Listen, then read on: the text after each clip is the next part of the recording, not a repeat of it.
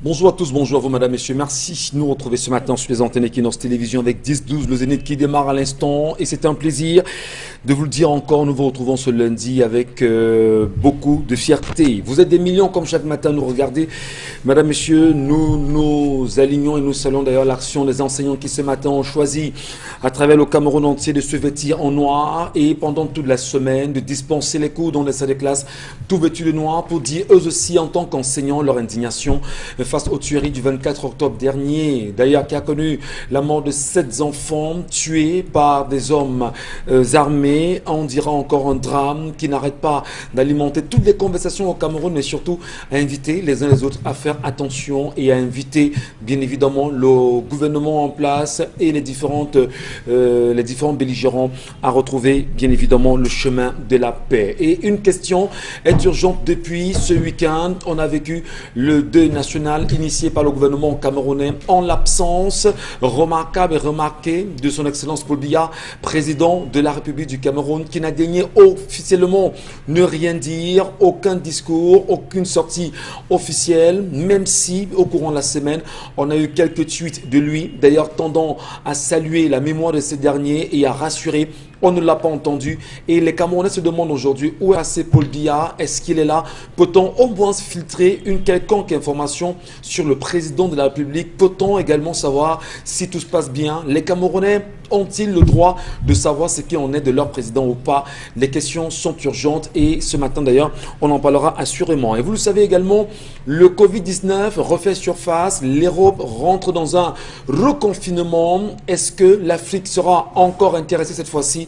Comment les gouvernements africains se préparent-ils à réagir face au nouveau confinement européen? Allons-nous, nous aussi en Afrique aujourd'hui, refermer les frontières avec l'Europe qui est rentrée dans un reconfinement comme c'est le cas avec la France? Madame, messieurs, merci à vous, merci à tous. On en reparlera pendant l'édition de 10-12 de Zénith avec la grande famille, comme c'est le cas chaque matin. Et je vais déjà saluer effectivement Charles Amembadjou qui est avec nous ce matin et vous souhaitez à vous la bienvenue. Bonjour Charles. Monsieur Michel Ngatiou, je pense qu'il serait temps que le Cameroun marque, ou les Camerounais marquent un temps d'arrêt pour se regarder face à face et se demander ce qu'eux-mêmes ils veulent pour ce pays. Tous les secteurs d'activité ne marchent pas. On a frôlé le pire ce week-end à Efoulan. Comment imaginer que des populations qui se sont installées avec un titre foncier mais se retrouvent, dit-on, pour la construction d'une piscine olympique? On ne les a pas consultés, on descend et on met des croix de Saint-André avec des gens qui circulent dans les quartiers disant préparez-vous, à tout moment on va vous casser. Dans quelle république? Comment peut-on fonctionner ainsi? Et le drame, c'est qu'on saute des maisons, on saute des maisons. Les populations hier ont décidé d'en découdre avec les individus au même moment qu'on apprenait l'explosion d'une bombe artisanale. Donc, vous vous rendez compte, ça ne va pas, monsieur Michel Ngatiou. Les Camerounais vivent une tension. On ne va que de crise en crise.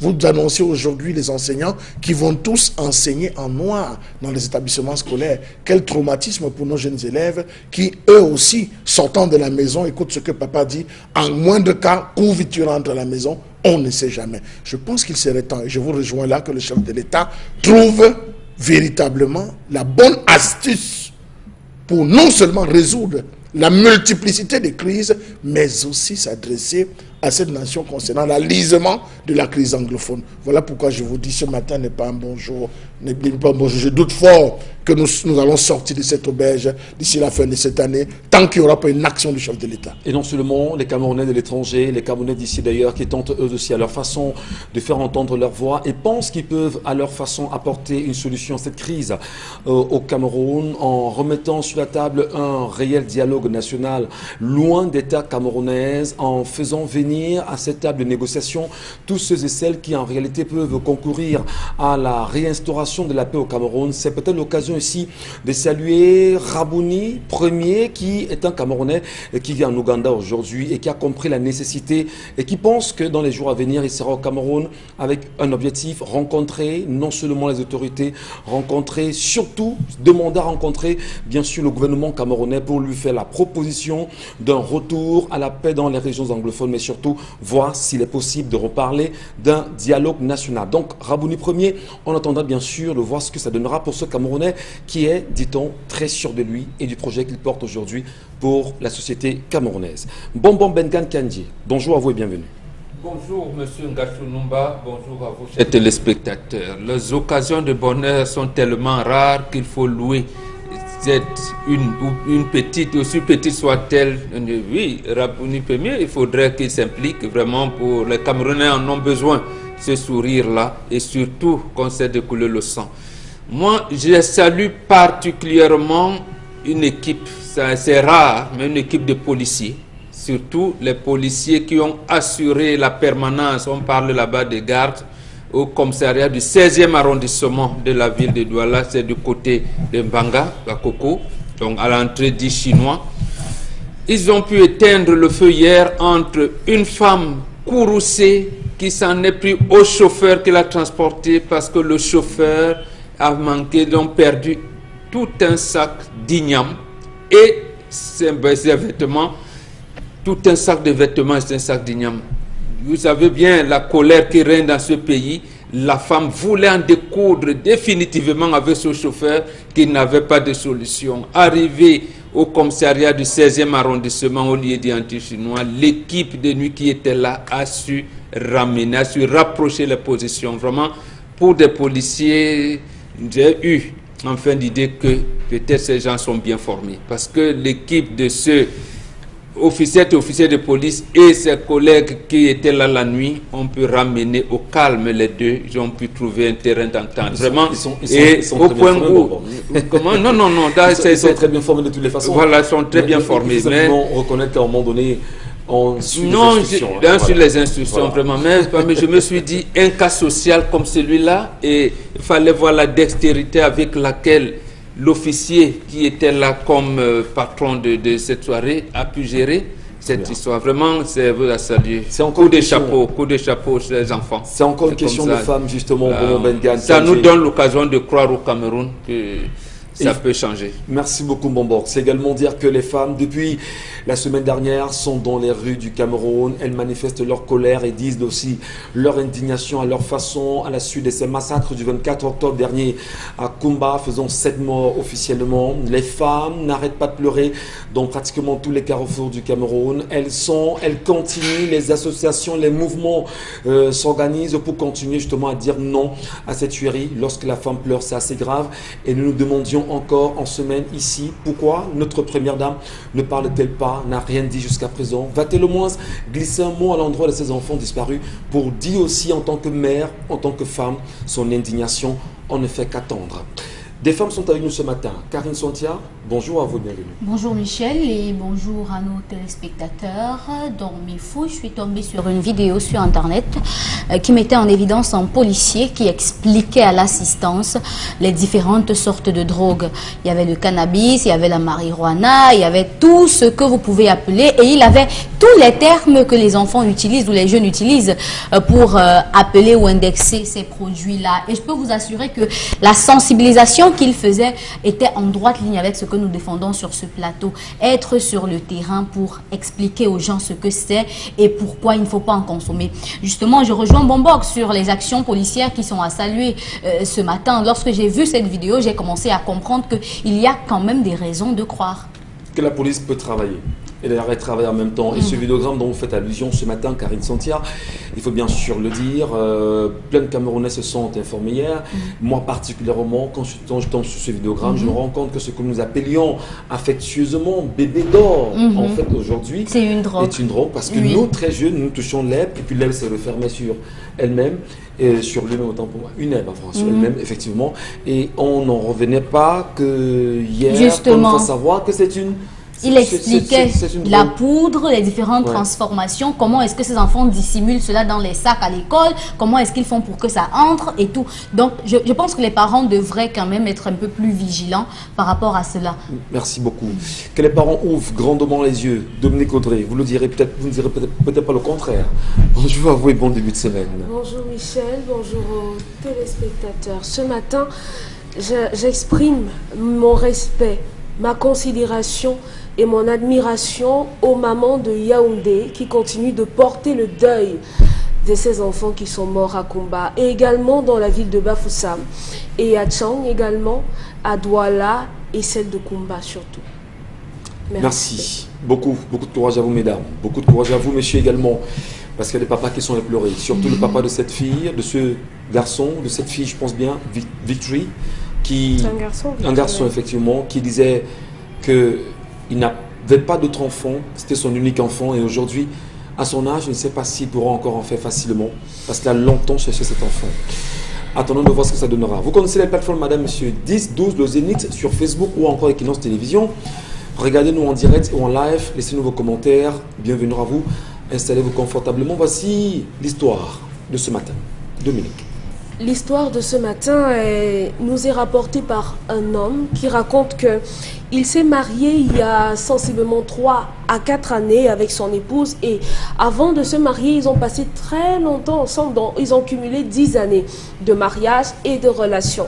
Il raconte que pendant ces 10 années-là, ils ont connu des hauts et des bas, parce qu'à plusieurs reprises, il a perdu son emploi, et cette femme, sa femme aujourd'hui, a toujours été là pour lui. Elle également, elle a eu des problèmes dans sa vie, elle a sombré un peu dans l'alcool, et qu'ensemble, comme au départ pour lui, ils ont pu gérer cette situation et ils s'en sont sortis. Aujourd'hui, il est chef d'entreprise et sa femme est détentrice propriétaire d'un magasin de vêtements pour femmes.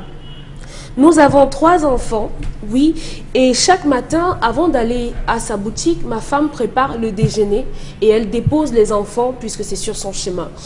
Et on a une ménagère à la maison, ça fait sensiblement 1 an et demi, qui nous aide à gérer la lessive, un peu le ménage, et elle s'occupe des enfants. Le problème de ce monsieur concerne en réalité sa femme, parce qu'il raconte qu'il y a 3 mois, sa femme est sortie le matin après avoir fait le déjeuner, a prêté les enfants et elle est partie. Elle a appelé, lorsqu'elle s'est retrouvée à la poste, parce que nous sommes dans la ville de Yaoundé, elle était à la poste centrale, elle appelle son mari, elle voulait lui demander de lui rapporter un dossier qu'elle avait laissé sur la table en sortant le matin. Malheureusement, son mari n'a pas décroché. Elle appelle l'assistante de maison pour lui demander de se rapprocher, de prendre même une moto et de la retrouver pour lui donner le dossier, mais malheureusement, la ménagère n'a pas décroché, elle s'est dit que certainement, elle n'était pas encore arrivée sur le lieu du travail. Donc, elle rebrousse chemin avec les enfants dans sa voiture. Elle entre dans la maison et malheureusement pour elle, elle découvre son mari en pleine galipette avec sa ménagère. Elle a été interloquée pendant quelques minutes, elle s'est arrêtée et ensuite, sa femme a pris les escaliers, elle allait prendre le dossier et elle est ressortie comme si de rien n'était. Lorsqu'elle rentre le soir, la ménagère était encore là à l'attendre. Elle a pleuré, elle lui a raconté des trucs, depuis combien de temps elle était dans cette relation avec son mari, elle s'amendait et tout. Mais la dame, elle dit que sa femme n'a rien dit, elle n'a rien fait, elle est restée tranquille. 3 mois après, la vie a continué. Après ce qu'elle a trouvé, la vie a continué normalement. Sa femme vaquait à ses occupations. En tant que femme, elle s'occupait de son mari, elle s'occupait de ses enfants. Elle a continué de payer la ménagère jusqu'aujourd'hui. Le mari qui nous raconte l'histoire nous dit que il a interpellé la famille de sa femme, il a posé la situation et il a dit « Ma femme ne m'a jamais parlé de la situation, elle ne dit rien, moi j'ai peur pour ma vie. » Les parents de son épouse l'ont convoqué et elle leur a dit « Non, moi j'ai pas de problème avec mon mari, ça peut arriver, donc c'est passé, c'est rien de grave. » Il est allé voir sa famille à lui pour dire « Voilà la situation, ça fait 2 mois, ma femme m'a trouvé en train de faire des trucs pas catholiques et elle ne me dit rien, elle ne se fâche pas, elle continue d'être une femme normale et moi j'ai peur pour ma vie. » Donc ce monsieur nous dit qu'il est au bord de la crise de nerfs, il a perdu du poids, il n'arrive plus à dormir, il n'arrive plus à manger. Comment est-ce qu'on gère ça avec une femme qui devrait être fâchée mais ne l'est pas? Très bien. Merci beaucoup Dominique Audrey Oyengalek ce matin pour cette histoire restituée. Qui sont les hommes qui se reconnaissent dans l'histoire ce matin? Je pose la question, peut-être aux téléspectateurs en même temps. Il y a un doigt levé derrière la caméra là-bas. Qui sont bien sûr les hommes qui se reconnaissent dans une histoire pareille ce matin et se demander comment peut-on en sortir, comment inviter également la femme certainement à trouver une solution à cette histoire. On sait en même temps qu'on peut être trompé, effectivement, mais il faut trouver une solution et donner assurément la paix à cet homme. Karine Santia, comment peut-on, en tant que femme justement, amener son mari non seulement à prendre conscience de l'attitude qui n'a pas été... De quoi riez-vous? Qu'est-ce que vous voulez? Vraiment. Excusez. Okay, allons, c'est bon, allons. Votre question là, vous la contorsionnez vraiment dans tous les sens. Excusez, Karine, comment peut-on aider l'homme justement à ne plus poser ce type d'acte? Et en tant que femme, comment créer la sérénité pour sa famille? Voilà, la question a été posée. Il n'y a pas un problème de sérénité. Hein. Il y a même beaucoup trop de paix. Il faut le laisser dans son délire. C'est bien. Moi, je ne suis pas comme elle, mais je vois que ça marche. C'est une très très bonne solution parce que ça frappe sans blessure. Ça frappe, il n'y a pas de trace. Et lui seul sait ce qu'il vit dans son cœur, dans sa chair. Et la ménagère, on ne l'a pas renvoyée. Donc si la femme avait même resté calme et renvoyé la ménagère, il allait comprendre que ça l'a fait mal. Mais depuis, il n'arrive pas à savoir si elle a mal. Ou alors si elle est même d'accord. Ou alors si elle veut même seulement partir. Ou alors elle veut seulement déménager la maison. Donc lui-même, il est perdu. Et c'est une très bonne astuce. Alors, donc, vous pensez que c'est une astuce plutôt. Par contre, c'est... Ça galvanise un peu parce que on a quand même l'habitude de voir des femmes qui font du bruit. On a l'habitude de voir des femmes qui font du bruit. Non, c'est pas chez moi. Qu'est-ce que je me fais comme ça? Tu m'as trahi. Depuis combien de temps toi, machin? Elles cassent des choses, elles font des bruits. Elles t'arrêtent la ménagère, elles frappent la ménagère. Mais celle-ci, elle est de marbre. Elle est glaciale. Et ça passe. Parce que à la fois le message passe. En fait, il y a le quand, oui, il y a le qui, oui, il y a le comment, et il y a quel effet. Tout ça est dedans et ça donne ça. Les femmes, bon, ok, d'accord. C'est grave. C'est grave. Il y a quelque chose qui. C'est stimulant, Karine parle avec tel oui, ça fait, voilà. Ça fait comme le silence du chef de l'État, vous voyez. Donc ça parle, quoi. Ouais. Ça vous terrorise, ça vous fait mal. Vous avez envie de pousser la personne à parler, mais il fallait vous appeler les réunions familiales et extra-familiales. Très bien. Bonne astuce. Alors, justement, Karine pense ce matin, c'est une astuce en même temps, mais il y a lieu quand même, Dominique Audrey, de sauver peut-être l'homme qui est très malade, justement, dans la situation. Il souffre justement de la... Vous êtes un homme. Du silence par là. Je ne redis pas ce que vous aviez dit. On sait exactement qu'il est rentré dans... Il a eu une aventure avec sa ménagère. Dans la maison de sa femme, effectivement. Avec sa ménagère. Ce que la femme a constaté, elle a découvert justement l'idylle qu'il y avait entre les deux. Il n'a pas... Et est resté de marbre pour reprendre les propos de Karine. Oui. Alors, est-ce que ça peut aider l'homme à bien se positionner dans la famille et à continuer une belle trajectoire avec sa femme? Michel, vous pouvez être un homme gentil et féliciter cette femme quand même. Vous pouvez. Parce qu'elle est calme, parce qu'elle est posée. Non, je vous demande, c'est quelque chose que je vous demande. Oui, mais je salue. Non, ça n'a rien à voir. Je salue. Les problèmes de société, je salue humainement l'attitude de la femme qui est d'un calme olympique. Voilà. Vous voyez qu'il n'y a donc pas de problème. Parce qu'elle aurait pu prendre un couteau, elle aurait posé un acte plus difficile que ça. Mais je salue justement son acte. Ça vous rassure maintenant? Oui, c'est bon. Merci. Nous vous écoutons. Comment peut-on, est-ce que ça peut aider cette famille à se repositionner? Est-ce que l'homme peut changer? Il n'y a pas de problème, Michel. Oui. Il n'y a pas de problème. Elle a trouvé que son mari a décidé de la tromper avec une femme qui a un corps dominicain. D'accord, elle accepte. Elle a donné 3 fois la vie à ses enfants, elle a des vergetures, elle a un peu le ventre. Ok, il n'y a pas de problème. Mon mari a voulu quelque chose de neuf, quelque chose de jeune. Alors, est-ce que je vais lui en vouloir pour ça? Non, je reste tranquille. C'est tout ce qu'elle a fait. C'est tout ce qu'elle a fait. Et elle accepte que son mari est humain. Ça ne devrait pas poser problème. Ça ne devrait pas poser problème. Parce qu'aujourd'hui, les femmes comme hommes, ce que Pembo appelle le terrorisme, les hommes aussi ont cette manie-là de vouloir terroriser les femmes en ne mangeant pas ce qu'elles ont cuisiné, généralement. Et vous allez voir des femmes aujourd'hui encore qui réussissent à se morfondre parce que le mari est rentré, il est fâché, il n'a pas mangé, mais il ne mange pas. Vous ne préparez plus. Ah bon? Oui, c'est tout. Puisqu'il rationne, il faut qu'il mange. Donc, ça ne sert à rien que votre cher et tendre mari ne mange pas et que vous mangiez. Ce n'est pas normal. L'amour partage tout. Si votre mari décide de ne pas manger, vous également, vous ne mangez pas. Et son argent fait des économies avec sa ration. Il va retrouver son argent posé là. Dans cet homme, moi, je ne sais pas ce qu'il pourra bien faire pour gérer cette situation. Mais sa femme, je crois que visiblement, elle est passée dessus. Elle est passée dessus et qu'il essaye de la reconquérir. Offrez-lui une nouvelle voiture. Offrez-lui un nouveau portable. Faites-lui des cadeaux. Hein, si votre femme est fâchée parce que vous avez fait des bêtises, essayez de faire amende honorable, je crois que c'est comme ça qu'on dit. Oui, essayez de montrer que vous êtes effectivement touché. Et les problèmes comme ça, on ne sort pas avec. Est-ce qu'en gardant le silence, c'est la bonne attitude? Oui, est-ce que c'est la bonne attitude? Oui. C'est la bonne attitude. Écoutez, Michel. Vous validez justement ce silence qui peut tuer cet homme? Ça ne va pas le tuer. Comment est-ce que le silence tue? Karine a pris un exemple tout à l'heure. Nous sommes morts? Non. Nous ne sommes pas morts, nous sommes bel et bien vivants et on scrute le moindre tweet, la moindre parole, le moindre discours. C'est douloureux de garder le silence. Mais vous êtes un homme, expliquez-nous. Comment dormira-t-il à côté de vous? Est-ce qu'il aura les yeux fermés? Ils dorment ensemble depuis 3 mois, 90 jours. Qu'un couteau soit planté en plein cœur et tout ça à la fois. Pourquoi garder? Ils dorment ensemble depuis 90 jours. Constamment ici, on nous dit sur le plateau, les femmes ne doivent pas déranger parce qu'un homme doit avoir plusieurs femmes et tout. Mais maintenant qu'une femme accepte que son mari peut avoir plusieurs femmes, où est le problème? D'accord. Il n'y a pas de problème. On va prendre justement le Soyez sages et merci de dire aux hommes d'arrêter de manquer de respect à leurs femmes. Vous ne pouvez pas tromper votre femme dans sa propre maison. First of all. Parce qu'une autre, elle vous aurait brûlé à l'intérieur. Vous ne pouvez pas tromper votre femme avec son aide de maison. Un peu de respect. Alors, Charles Amen Bachou, c'est une histoire peut-être qui est vécue, qui est connue.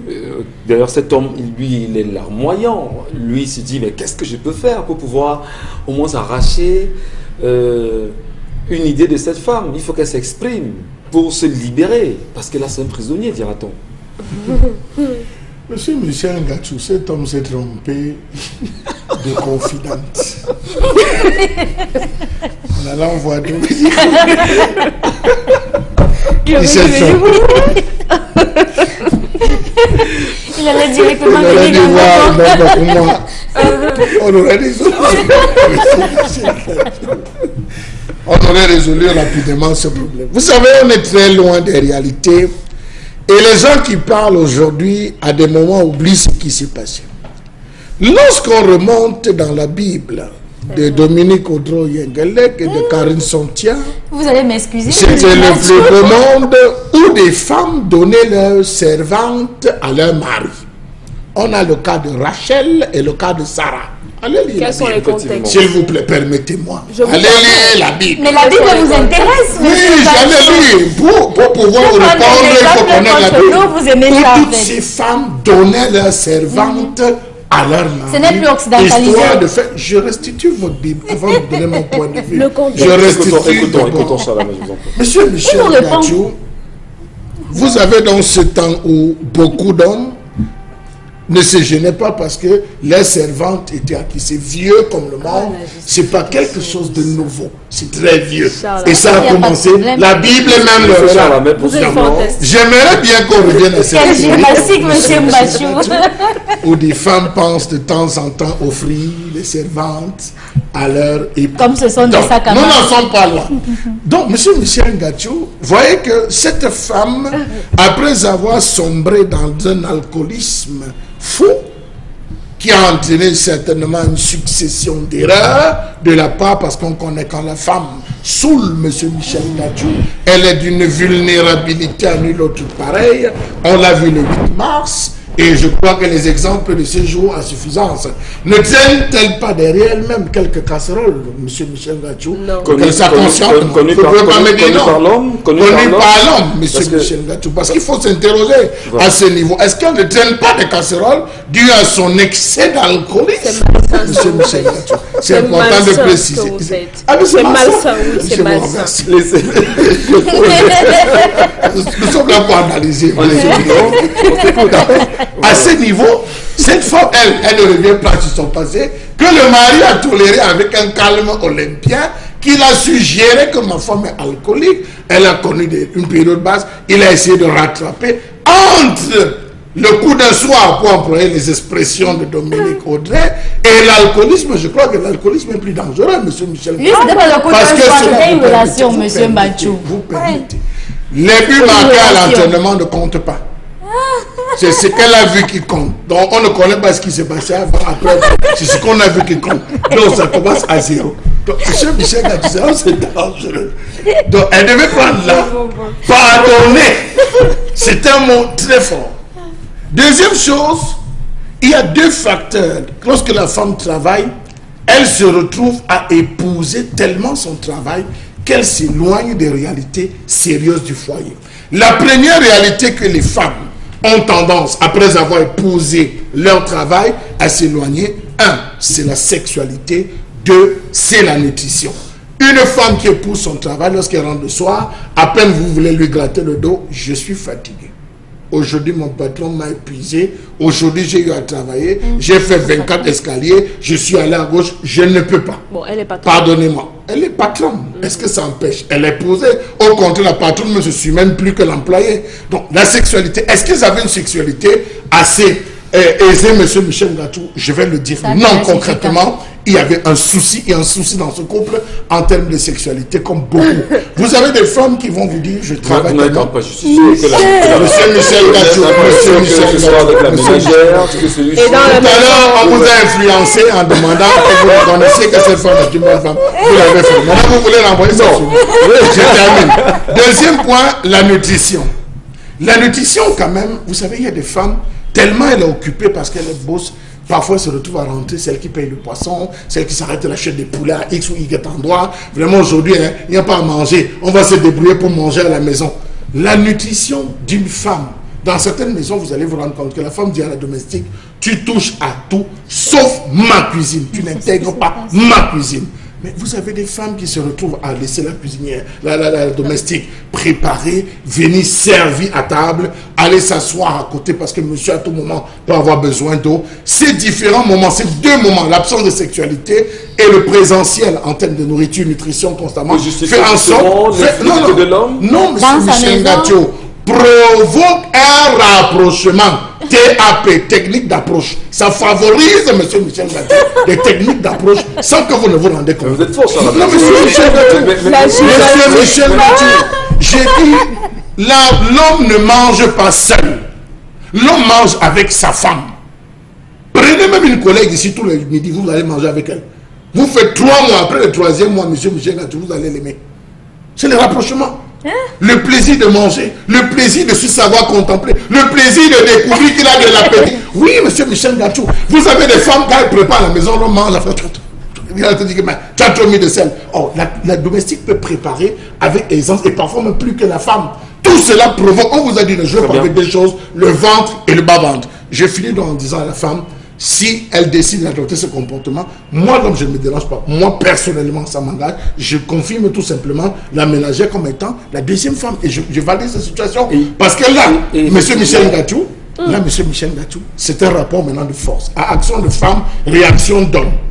Parce que l'homme forcément a essayé le débat, ça l'a dépassé, il a appelé le secours, ça l'a dépassé. Qu'est-ce que vous faites? Voilà, c'est justement une histoire vécue par un haut commis militaire du Cameroun qui a été d'ailleurs de son temps Premier ministre dans notre pays. On va peut-être pas le citer, mais c'est des réalités. C'est des réalités, effectivement. Et Bonbon Bengan, l'histoire quand même ce matin parle suffisamment. Il faut, vous qui êtes chef traditionnel, vous qui êtes autorité, vous qui connaissez justement ces réalités, comment vous résolvez ce type de problème quand ils vous sont posés? La première chose, c'est d'apprécier la femme. C'est une bonne femme. Il faut le dire. Moi, deuxième chose, j'ai vécu ça un peu parmi une de mes filles. Personnellement? Oui. Ah d'accord, une de votre fille. J'ai une de mes filles qui a épousé, on se mariait au cadre dans une entreprise brassicole de la place. Elle est rentrée comme ça, elle avait un enfant malade. Elle est rentrée trouver son mari en plein débat, justement avec la ménagère. Dans sa maison. Elle est restée couchée au canapé avec son enfant malade.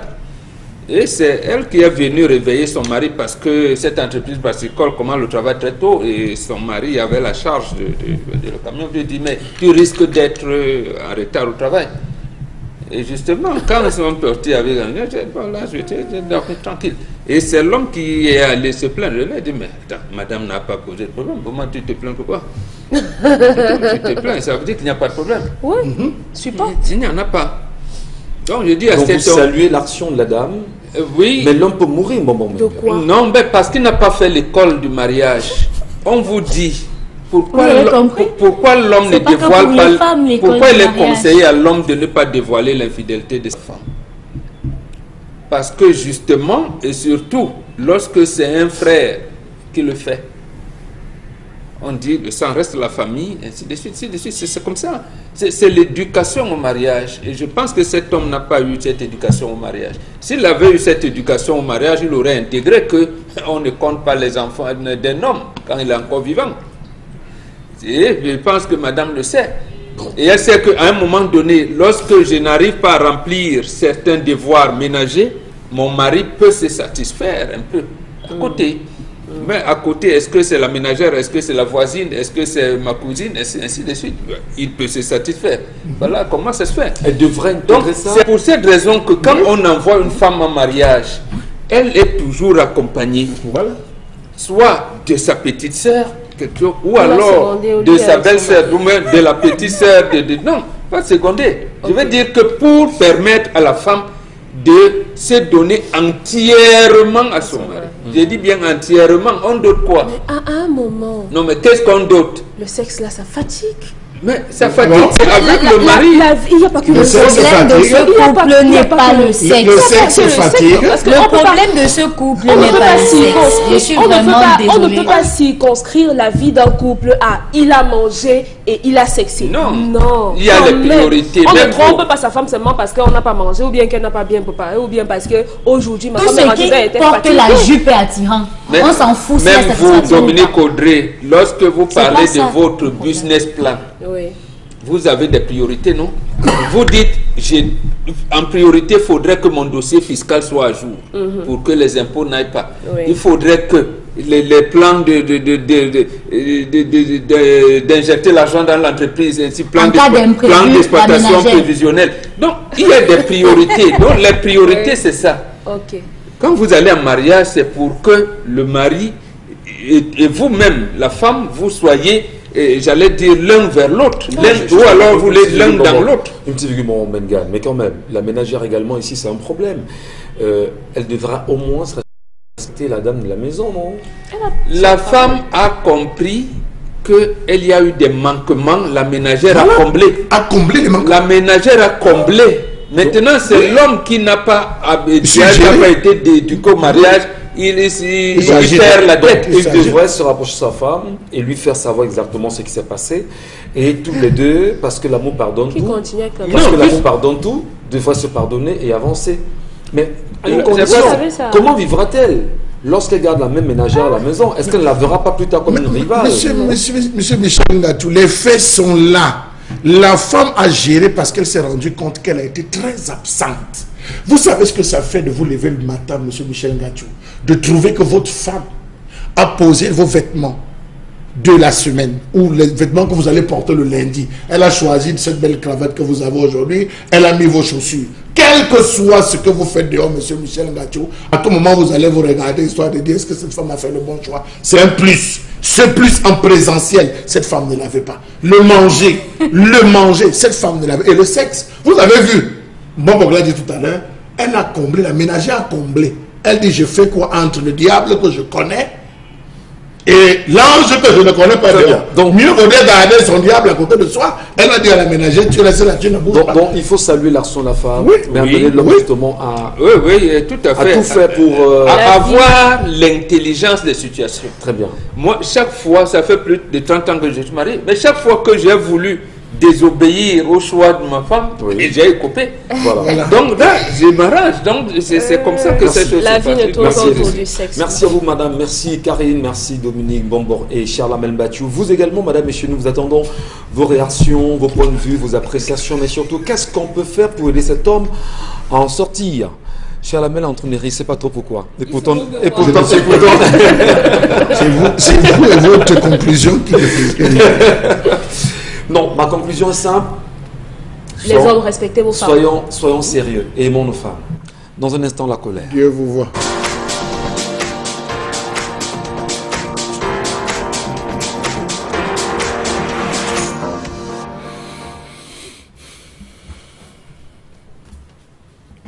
Je m'interroge ce jour sur la question de la politique des grandes opportunités, inertie gouvernementale et enlisement de la crise anglophone au Cameroun. Que nous aura réellement apporté à quelques années près le septennat des grandes opportunités dans ce pays? Quelles ont été les opportunités saisies depuis octobre 2018? Le chef de l'État, dans le discours du septennat des grandes opportunités, avait déclaré « Je me suis attentivement penché sur les frustrations et les aspirations de la grande majorité de nos compatriotes du Nord-Ouest et du Sud-Ouest. Un bon nombre de réponses à ces préoccupations et à ces aspirations sera apporté dans le cadre de l'accélération du processus de décentralisation en cours. Dans les meilleurs délais possibles, des mesures seront prises pour élargir le champ des compétences des collectivités territoriales afin de leur donner les moyens d'une plus grande autonomie. » Point. Fin de citation. À ce jour, qu'est-ce qui a véritablement changé de concret ou concrètement sur le terrain? Comment comprendre que le régime de Yaoundé commet toujours l'irréparable erreur de continuer à prendre le problème anglophone de haut dans ce pays? À plus de 2 ans de ce septennat, la crise s'est davantage aggravée et les positions plus radicalisées qu'avant. Qu'est-ce qui peut expliquer un tel regain de violence, même si au sortir, le ministre de l'administration territoriale rassure à plus d'un titre et plus d'un que la victoire est actée?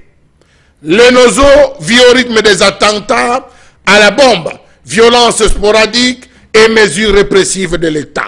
La crise qui touche les régions anglophones du Cameroun, loin d'entrer dans une phase d'apaisement, est entrée dans une nouvelle phase plus violente, assassinats sauvages et barbares. Le cas de Kumba nous interpelle. De quelle logique participe donc la mutilation et l'exécution barbare de la gardienne de prison Florence Ayafor il y a 1 an, notamment le 29 septembre 2019, de Confort Toumassan, l'assassinat d'un inspecteur pédagogique, exécution sommaire de femmes, soit par arme blanche, soit ensevelie vivante, et tout récemment, massacre à la machette des élèves de Modern Franciscan College à Kumba, et j'en passe.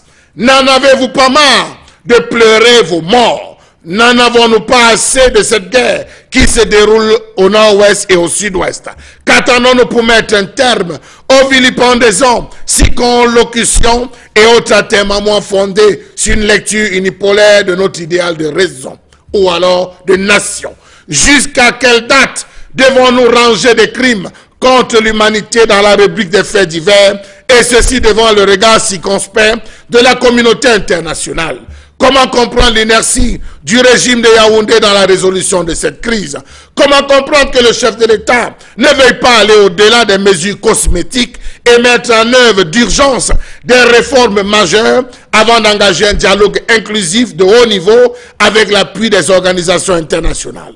Notamment travailler sur une réforme complète de l'hypercentralisation de l'État, le transfert complet des centres de décision de Yaoundé vers les régions, revoir la notion du respect des engagements relatifs à la prise en compte de manière équitable des cultures et traditions institutionnelles, juridiques, administratives, héritées des anciennes puissances administrantes, revoir le respect des promesses solennelles faites pendant la campagne référendaire, la question de la forme de l'État, tel qu'annoncé dans le décret de Guy Molin du 18 avril 1957, le respect du bilinguisme, le vrai, dans le secteur public, bien que la Constitution fasse du français et de l'anglais 2 langues officielles d'égale valeur. À ce jour, le conflit dans les régions anglophones du Cameroun s'est embourbé et il n'existe aucun dialogue entre Yaoundé et les séparatistes qui campent sur leur position. Leur mise sur une victoire militaire et refusent toute discussion sur la forme de l'État, et les autres qui exigent le fédéralisme ou l'indépendance. À quoi aura donc servi le grand dialogue national si la situation s'est davantage dégradée? Comment comprendre toutes ces crises qui frappent le Cameroun dans la même foulée? Crise anglophone, crise de succession, crise sociale, problème national camerounais. Était-ce le prix de la gouvernance différée des problèmes? En 48 mois, le conflit a fait plus de 3000 morts, 700 000 déplacés internes et des dizaines de milliers de réfugiés externes. Estimé à plus de 2 milliards de francs CFA, avec ses corollaires que sont les villes mortes, l'insécurité, la destruction des biens et bien d'autres dégâts encore, la crise sécuritaire s'aggrave de jour en jour en prenant des proportions inquiétantes. Selon le groupement interpatronal du Cameroun, en 2 ans, 200 villages ont été détruits et l'économie locale, qui représente environ 1/5 du produit intérieur brut du pays, sinistré. Le conflit aura entraîné une perte de 269 milliards de francs CFA et des grandes entreprises comme la Cameroon Development Corporation, qui emploie des dizaines de milliers de personnes dans la zone anglophone, elle-même a dû fermer les portes. Des tentatives de médiation ont été proposées par des acteurs politiques camerounais, les organismes internationaux, les acteurs des grandes chancelleries occidentales, les États-Unis, la Suisse et par des responsables religieux anglophones catholiques, protestants et musulmans. Le cardinal Toumi, en compagnie de Monseigneur Andrew Kia, archevêque de Bamenda, avait entamé une caravane de la paix pour vulgariser les propositions de dialogue. Et ils se sont retrouvés à être tous canardés par certains médias et pontes du régime. 1 an après les assises du grand dialogue, bien que le nord-ouest et le sud-ouest soient devenus des régions à régime spécial, la crise anglophone continue. Comment comprendre en français facile que l'État se refuse de voir en ces revendications la nécessité d'une meilleure prise en compte des minorités, la nécessité d'une meilleure prise en compte des héritages coloniaux, la nécessité d'une meilleure prise en compte et le besoin d'une redistribution plus juste et équitable des richesses du pays? Comment comprendre ces silences abasourdissants du chef de l'État face aux atrocités de cette guerre? Ne devrait-il pas faire une sortie histoire d'annoncer un cessez-le-feu immédiat, procéder à la libération de tous les prisonniers, procéder à la désignation des médiateurs, devant organiser un véritable dialogue inclusif, tout cela, tout faire pour que les leaders sécessionnistes appellent incessamment leurs combattants à déposer les armes? Les grandes opportunités nous ont permis de saisir quelle opportunité? La canne? La Chane? Et nous ont permis de résoudre quel problème? Inertie gouvernementale, enlisement de la crise anglophone. Après Kumba, ce sera le tour à quelle ville, quel village, quel quartier? La colère de Chalamel Mbachou, madame, monsieur, au moment où nous cherchons effectivement à mieux comprendre ce septennat, d'ailleurs très bien, vous l'avez très bien dit, le septennat des grandes opportunités. Les opportunités sont lesquelles aujourd'hui? Peut-on, au regard de la situation au Cameroun, dire que les Camerounais, depuis 2 ans déjà, que Pobia a regagné ce septennat, sont-ils dans les opportunités et dans quel climat sociopolitique prend-il ce septennat avec la crise anglophone, mais surtout la guerre contre Boko Haram dans l'extrême nord du Cameroun? Opportunités pour qui, par quoi, où et comment? Où sont-elles ces opportunités? Qui est censé justement les mettre en application? Finalement, il faut même se faire voir, il faut même se montrer aux Camerounais pour faire passer ces projets de société. Aujourd'hui, septennat des grandes opportunités, inertie gouvernementale et enlisement de la crise anglophone. Dominique Ondré Yengelek, vous dites quand même qu'il y a fort à faire pour comprendre ce projet de société qui est celui de Paul Biya aujourd'hui.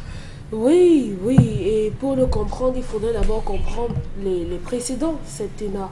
Il faut comprendre tous les slogans, je dirais, qui ont encadré les différents mandats à lui attribués. Mais bon, allons, commençons par, ou bien terminons par celui qui est en cours. On est rendu à 2 ans déjà d'exercice et la question qu'on a en droit de se poser, c'est quel est le bilan à mi-parcours de ce projet? Il y a quelques semaines déjà, on se posait la question à la date anniversaire et on nous a annoncé durant la prestation de serment qu'il y aurait une politique de modernisation de la fonction publique.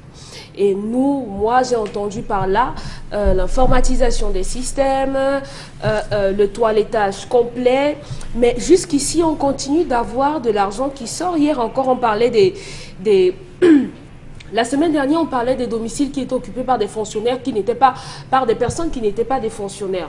Comment est-ce qu'on gère donc cette fonction publique-là, étant entendu qu'aujourd'hui, les affectations posent un sérieux problème? Là, vous êtes dans l'inertie gouvernementale. Non, je suis dans les projets qui encadrent le septennat.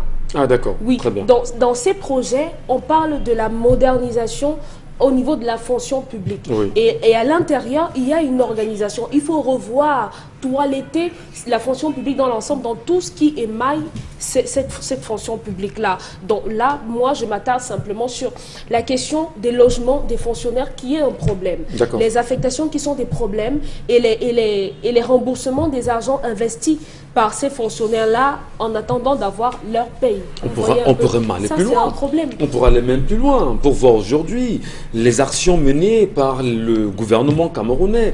C'est-à-dire, prenez des cas simples au niveau de l'éducation nationale. On sait comment se passe le ministère de l'enseignement secondaire et toutes les questions qui sont criates. On sait comment se passe au niveau du ministère de la Santé publique aujourd'hui. Il y a des problèmes. Donc, on vous écoute, Dominique. Voilà. Après la fonction publique, on a également parlé de la politique de décentralisation qui devait être voilà, justement. Ça devait être le cheval de base de ce septennat-là.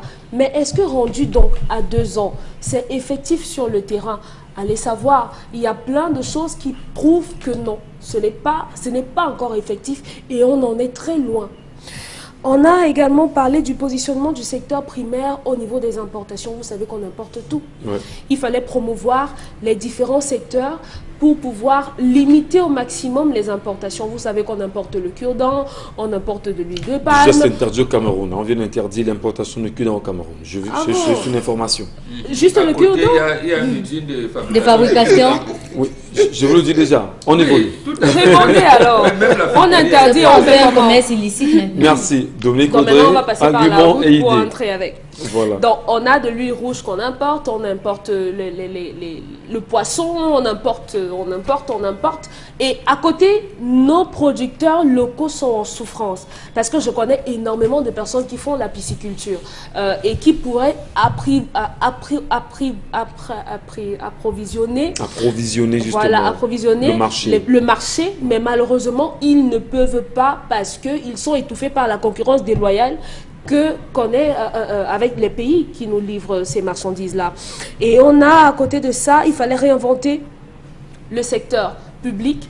Il faut également qu'on parle de l'économie, des différents projets qui datent de 2016. Où en est-on avec les différents barrages? Donc, la question qu'on se pose même aujourd'hui, est-ce que ce projet de ce 7e mandat n'aurait-il pas dû être axé exclusivement sur la résolution de la crise au Cameroun? Parce que ce problème-là, qu'on le veuille ou non, est en train d'impacter sur tous les autres secteurs.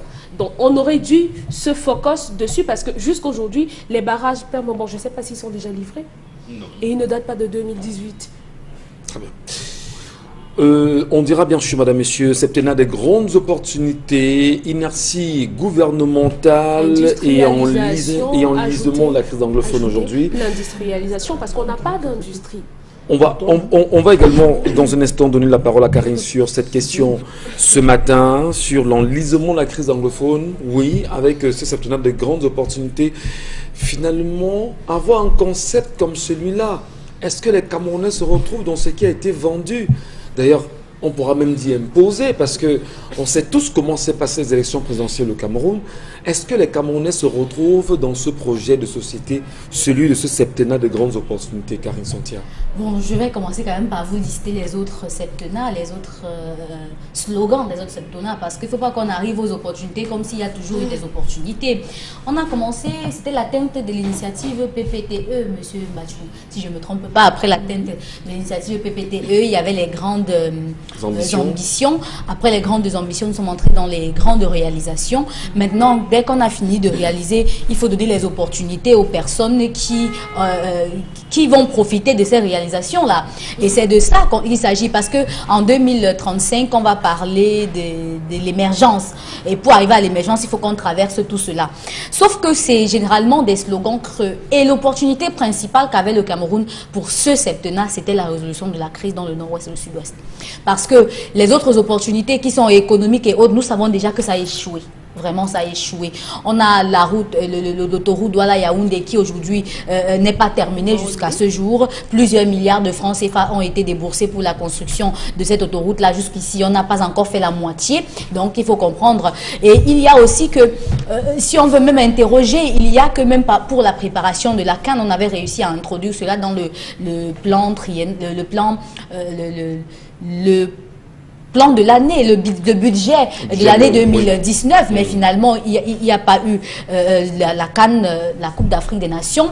On avait aussi réussi à introduire notamment un certain nombre d'activités que Dominique a évoquées ici, la révolution économique et autres, à travers la révolution agricole et tout ce que vous connaissez. Sauf que le plan le plus important qui devait amener les opportunités, c'était la résolution de la crise anglophone. Ça allait permettre à ce que la Silicon Mountains, qui était en gestation dans le sud-ouest notamment, éclore et contamine le Cameroun à travers toutes les créations que ça allait apporter.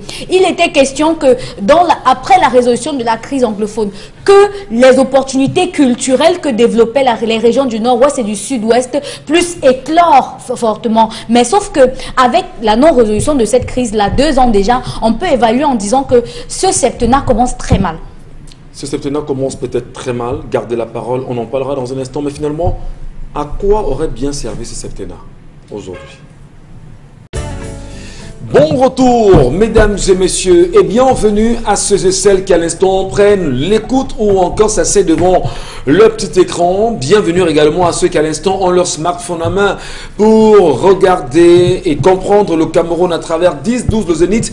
Soyez les bienvenus. Qu'est-ce qui se passe exactement avec l'activiste André Blaise et Sama? Aujourd'hui, André Blaise à nouveau s'est vu encore enlever une énième fois sa moto, alors que la semaine dernière, le Camerounais, citoyen comme bon nombre de Camerounais, s'est amusé à manger du poisson quelque part à Douala, pour ne pas dire ici même à Akwa, derrière le palais d'Ika, où il était assis avec les Camerounais, en train de manger au poisson brisé, et puis il commentait sur la question de la crise anglophone, notamment le massacre de ces enfants de Kumba. Alors, figurez-vous qu'André Blaise soit en train de manger et que la police vienne saisir André Blaise de Sama, l'accompagner dans un commissariat, que celui-ci soit incarcéré pendant 3 jours dans des conditions infectes et que sa moto lui soit à nouveau retirée sans aucune signification, sans lui dire exactement de quoi on lui reproche.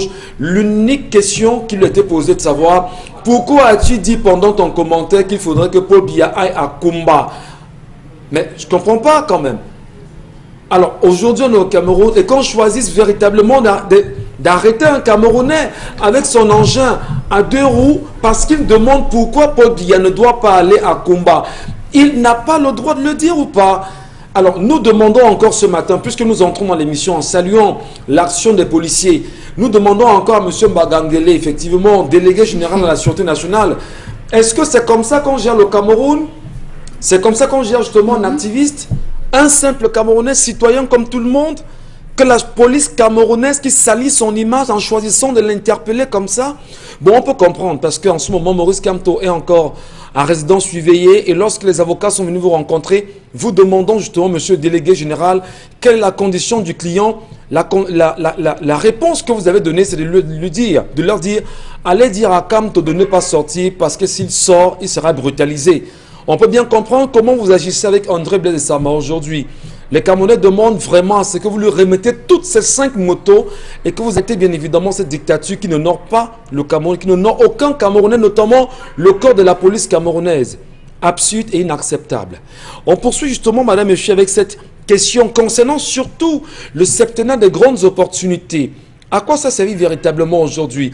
Karine Sonset tentait justement de nous montrer, au-delà de la question de l'inertie gouvernementale et surtout de l'enlisement de la crise anglophone, les grandes réalités de ces opportunités, Karim, c'était placé où exactement? Il y avait Qu'est-ce qu'on a proposé aux Camerounais qu'on ne réalise pas depuis 2 ans aujourd'hui? Il y avait d'abord la question de l'énergie, parce que malgré les nombreux cours d'eau et barrages que le Cameroun possède, il y avait un problème dans la distribution de l'énergie dans les ménages, mais surtout dans les zones rurales qui étaient pour le président de la République une aubaine pour notamment l'évolution agricole. Du coup, il avait promis qu'il y aurait des centrales solaires dans ces différentes zones-là pour pouvoir alimenter les zones rurales en électricité pour leur permettre d'augmenter leur production agricole.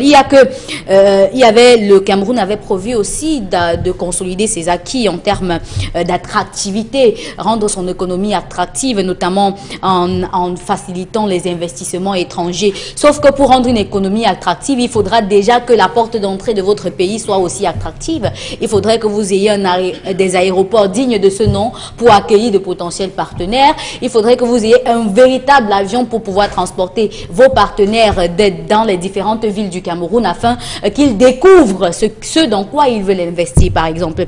Il y a aussi que la question de l'état des routes était aussi un autre point sur lequel ce septennat devait s'appesantir. Sauf que lorsque vous regardez les artères, toutes les routes qui ont été faites avant 1990 sont aujourd'hui en état de décrépitude bien avancé et il faut soit les refaire afin d'éviter que les nids de poules qui se créent là-bas ne deviennent des nids d'éléphants. Allez, justement, opportunités, c'est peut-être des grandes opportunités. On est quand même en train de se demander qu'est-ce qu'il y en a aujourd'hui véritablement du port autonome de Kribi? Est-ce qu'on est dans ces opportunités? Qu'est-ce qu'on fait aujourd'hui de l'exploitation du fer de Mbalam? Sommes-nous dans ces grandes opportunités? Qu'est-ce qu'on fait aujourd'hui du pétrole, oui, camerounais, dans la zone anglophone, qui fait problème d'ailleurs? Sommes-nous dans des grandes opportunités? Qu'est-ce qu'on fait de ces populations de l'extrême nord du Cameroun, avec une richesse hors norme, avec le soleil? Sommes-nous encore dans des grandes opportunités? Qu'est-ce qu'on fait de l'électricité au Cameroun aujourd'hui? Sommes-nous dans des grandes opportunités? Est-ce que c'est construire les stades qui seraient des grandes opportunités? Est-ce que c'est en organisant la CAN ou encore le CHAN qu'on serait dans des grandes opportunités? Les grandes opportunités, Bonbon Bengan Kandji, ne peut-on pas dire aujourd'hui que c'était un concept fake qui n'a rien servi aux Camerounais parce que 2 ans après, nous cherchons à comprendre où est-ce qu'on se situe là-dedans? On ne se retrouve pas en touloupe énième, va-t-on dire?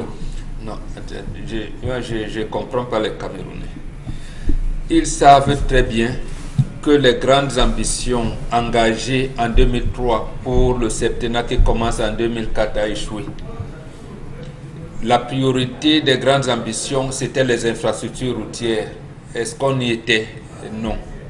Pour les grandes opportunités auxquelles vous faites allusion, ils savent eux-mêmes qu'ils allaient échouer. D'abord, le chef de l'État organise en mai 2016 un grand colloque, investir au Cameroun, terre d'attractivité, personne n'est venu. Même le slogan de campagne, il n'arrive pas à trouver. C'était la force de l'expérience. Un slogan que Omar Bongo a utilisé. Donc, même pour concevoir le slogan, vous-même, vous ne voyez pas qu'il y a blocage quelque part. Ça veut dire que lorsque le cerveau ne répond plus, ça ne répond plus. C'est comme ça que ça se fait. Lui-même, il parle, Dominique Audrey l'a signalé tout à l'heure, en disant il faut avoir un secteur industriel performant. Et lui, il commande ses tissus de campagne en Chine. Entre nous. Et on parle de grandes opportunités. Voilà, et entre nous. On aurait pu avoir SICAM à côté voilà, et aller faire les commandes à SICAM. Et comme moi, nous, on savait qu'on allait échouer. On allait échouer précisément parce qu'il commence d'abord à insulter les anglophones. C'est vrai qu'il a mis sécessionniste, mais en appliquant la politique d'exclusion des anglophones. Ce n'est pas parce que vous avez un premier ministre anglophone que vous dites non anglophone. Ce n'est pas vrai. Je me suis rappelé que le président Paul Biya, par exemple, avait un vice-président au RDPC qui s'appelait John Goufoncha. De 1985 à 1990, il ne l'a jamais reçu. Or, le gars, lui, il adressait les demandes d'audience. Tu diriges un parti, tu ne causes pas avec le premier vice-président. Vous vous rencontrez seulement en 10 minutes lors de présentation de vœux. C'est tout. Donc, ici, le mendiant de la paix aurait dû donc dire aux anglophones, en 83, j'ai cassé, j'ai dit bien, j'ai cassé vos programmes de développement, notamment le programme de développement dans le but et le Ndonga Mamtoum, où l'argent était là. On avait réquisitionné 42 000 hectares pour contenir l'exode rural. Je vais relancer ce projet. Le port en eau profonde de Victoria, qui est devenu Limbé, parce que là aussi, c'était entre autres choses qu'il devait faire. Pour que le pipeline entre Limbé, c'est-à-dire la Sonara et la SDP, soit amoindri pour faire un port en eau profonde à Limbé. C'est pas pour rien qu'on a créé une agence de la BEAC là-bas. Donc, mais à quoi sert donc cette agence de la BEAC qui a d'ailleurs été braquée? Donc, le président savait en fait qu'il n'y a plus de propositions à faire. Il aurait dû faire soit comme son illustre prédécesseur Amadou Ahidjo ou comme François Hollande qui a dit: chers Français, je vous ai promis des choses, maintenant je ne peux pas. Vraiment, prenez quelqu'un d'autre ou alors le parti va investir. Et dans l'enlisement justement de la crise anglophone aujourd'hui, ce qu'on appelle crise anglophone, c'est vrai, on va dire le mécontentement des compatriotes camerounais d'expression anglaise. Est-ce qu'on n'est pas en droit de dire que Paul Biya, même ceux-ci ont été mentis dans ce septennat de grandes opportunités, puisque eux-mêmes ne se retrouvent pas? Est-ce qu'ils n'ont pas le devoir de lui dire: monsieur, vous avez promis, vous n'avez pas fait, où êtes-vous? Mais absolument. Mais absolument. Et là, il a pris des gens, notamment deux, Atangandi et Nalo Vanyonga, pour leur dire qu'en fait, moi je vais vous mater. Si quelqu'un parle, je cogne. Mais est-ce que c'est pour autant, que ça se calme de l'autre côté? Non, non, ça veut dire qu'en fait, il n'était pas là pour la résolution de la crise, il est là pour sortir les gros bras en vous disant: je vais vous mater. Je vais vous mater. Comme un papa vous dit souvent de tiens ce langage, ça veut dire qu'en fait, il ne veut pas que vous émergiez. Opportunité des grandes, septennat des grandes opportunités. On a la CAMER aujourd'hui, qui est une honte nationale.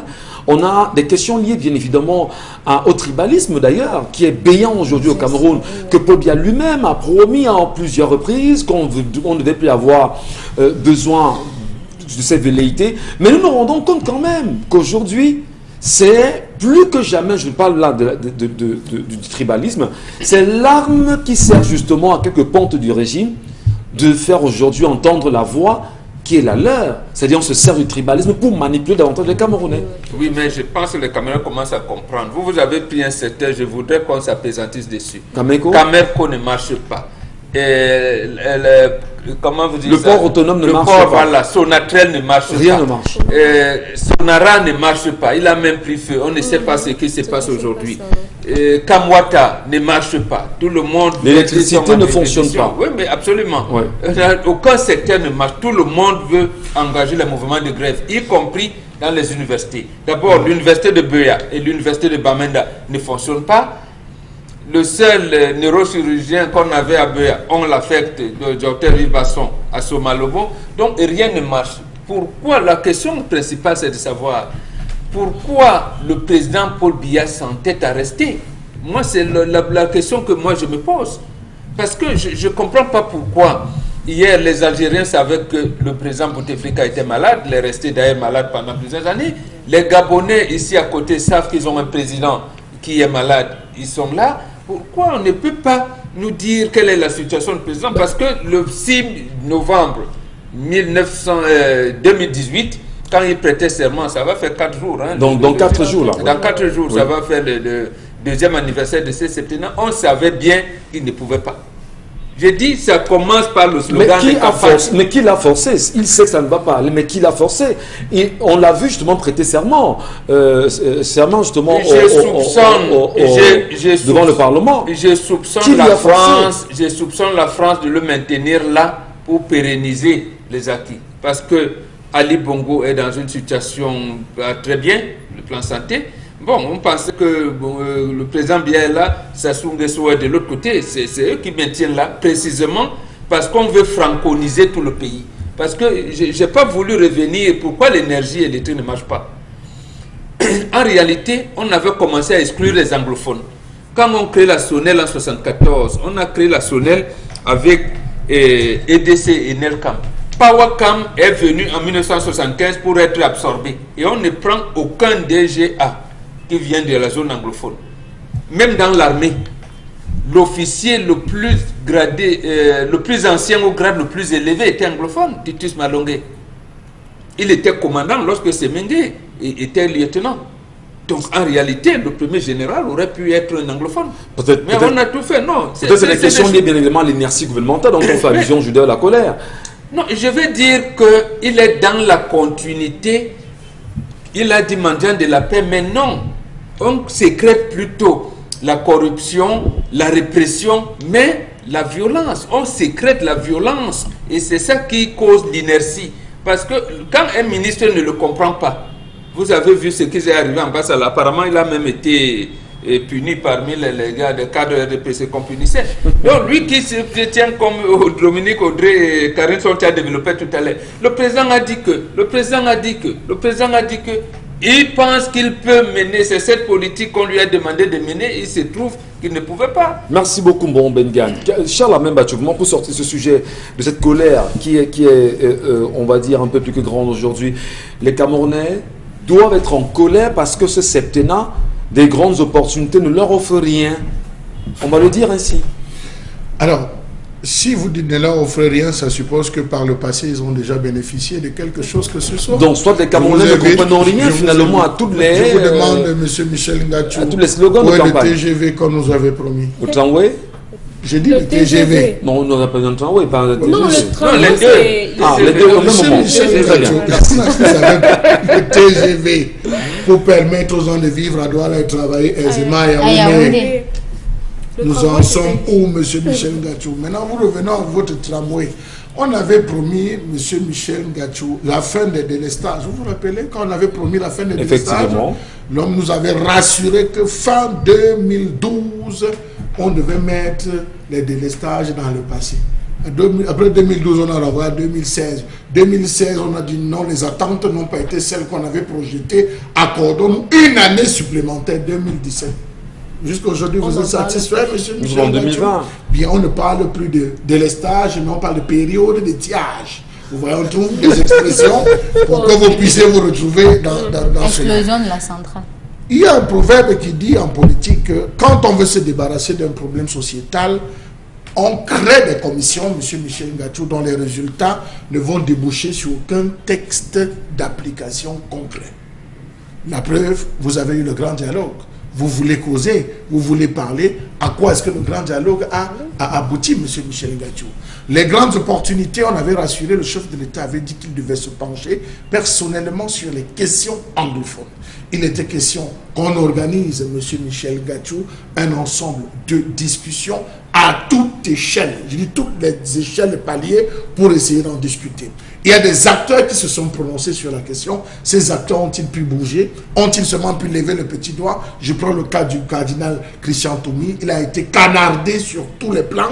On a dit le seul évêque opposant, ou le cardinal opposant au Cameroun. Le seul opposant, l'Église. Est-ce que c'est pour autant que vous êtes canardé que vous ne devriez pas justement faire entendre vos voix aux Camerounais? Monsieur Michel Ngachou, on a eu le cas de Simon Mounzou qu'on avait interpellé pour essayer de réfléchir avec la All General Conference anglophone. Lorsqu'il a à peine pointé le nez, on lui a fait des menaces de mort. Il recevait un ensemble de messages, il a préféré se retirer en disant non, je ne vais pas venir laisser ma vie ici, je peux faire partie. Tous ceux qui ont essayé de se prononcer ont reçu des balles. Qu'est-ce qu'on fait donc? On a eu M. Michel Ngachou, parce que ceux qui nous regardent vont nous dire forcément il y a eu des avancées. Oui, on a eu l'introduction de la filière Commonwealth, il y a eu M. Michel Ngachou, le recrutement des interprètes, et il y a eu l'application des principes du bilinguisme dans certains ministères. Bon, je crois que les ministères c'est le jeudi, d'autres c'est le mardi. Il y a eu M. Michel Ngachou, on va le dire comme ça, l'organisation des élections, le statut particulier des zones anglophones. Mais est-ce que tout cela est concret sur le terrain? Est-ce que tout cela est concret et effectif sur le terrain? Prenez, M. Michel Ngachou, les considérations de la House of Chiefs à l'époque. Prenez quel était le job description, la façon de fonctionner, M. Michel Ngachou. À une certaine période, on n'avait jamais nommé des gouverneurs dans les régions, dans les zones anglophones, on ne met pas les gouverneurs. M. Michel Ngachou, ils avaient leur système de fonctionnement. On s'attendait à ce que nous respections cela, au moins les premières lignes, pour dire aux autres, voilà. Il est question de cesser le feu. Il est question que les gens s'asseyent, discutent. On aurait pu commencer à dire trouvez un médiateur chez vous, asseyez-vous entre vous, discutez. Demandez même aux séparatistes, M. Michel Ngatou, de concevoir leur programme, leur fiche, en disant vous voulez qu'on s'asseye pour discuter, organiser et rédigez-nous votre programme, rédigez-nous votre vision. On va essayer d'étudier avec la nôtre, mais en attendant, nous proclamons un cessez-le-feu définitif dans les différentes zones. On essaie de... Alors qu'Antonio Guterres, justement, il y a quelques mois, avait invité les nations du monde, y compris le Cameroun, à un cessez-le-feu.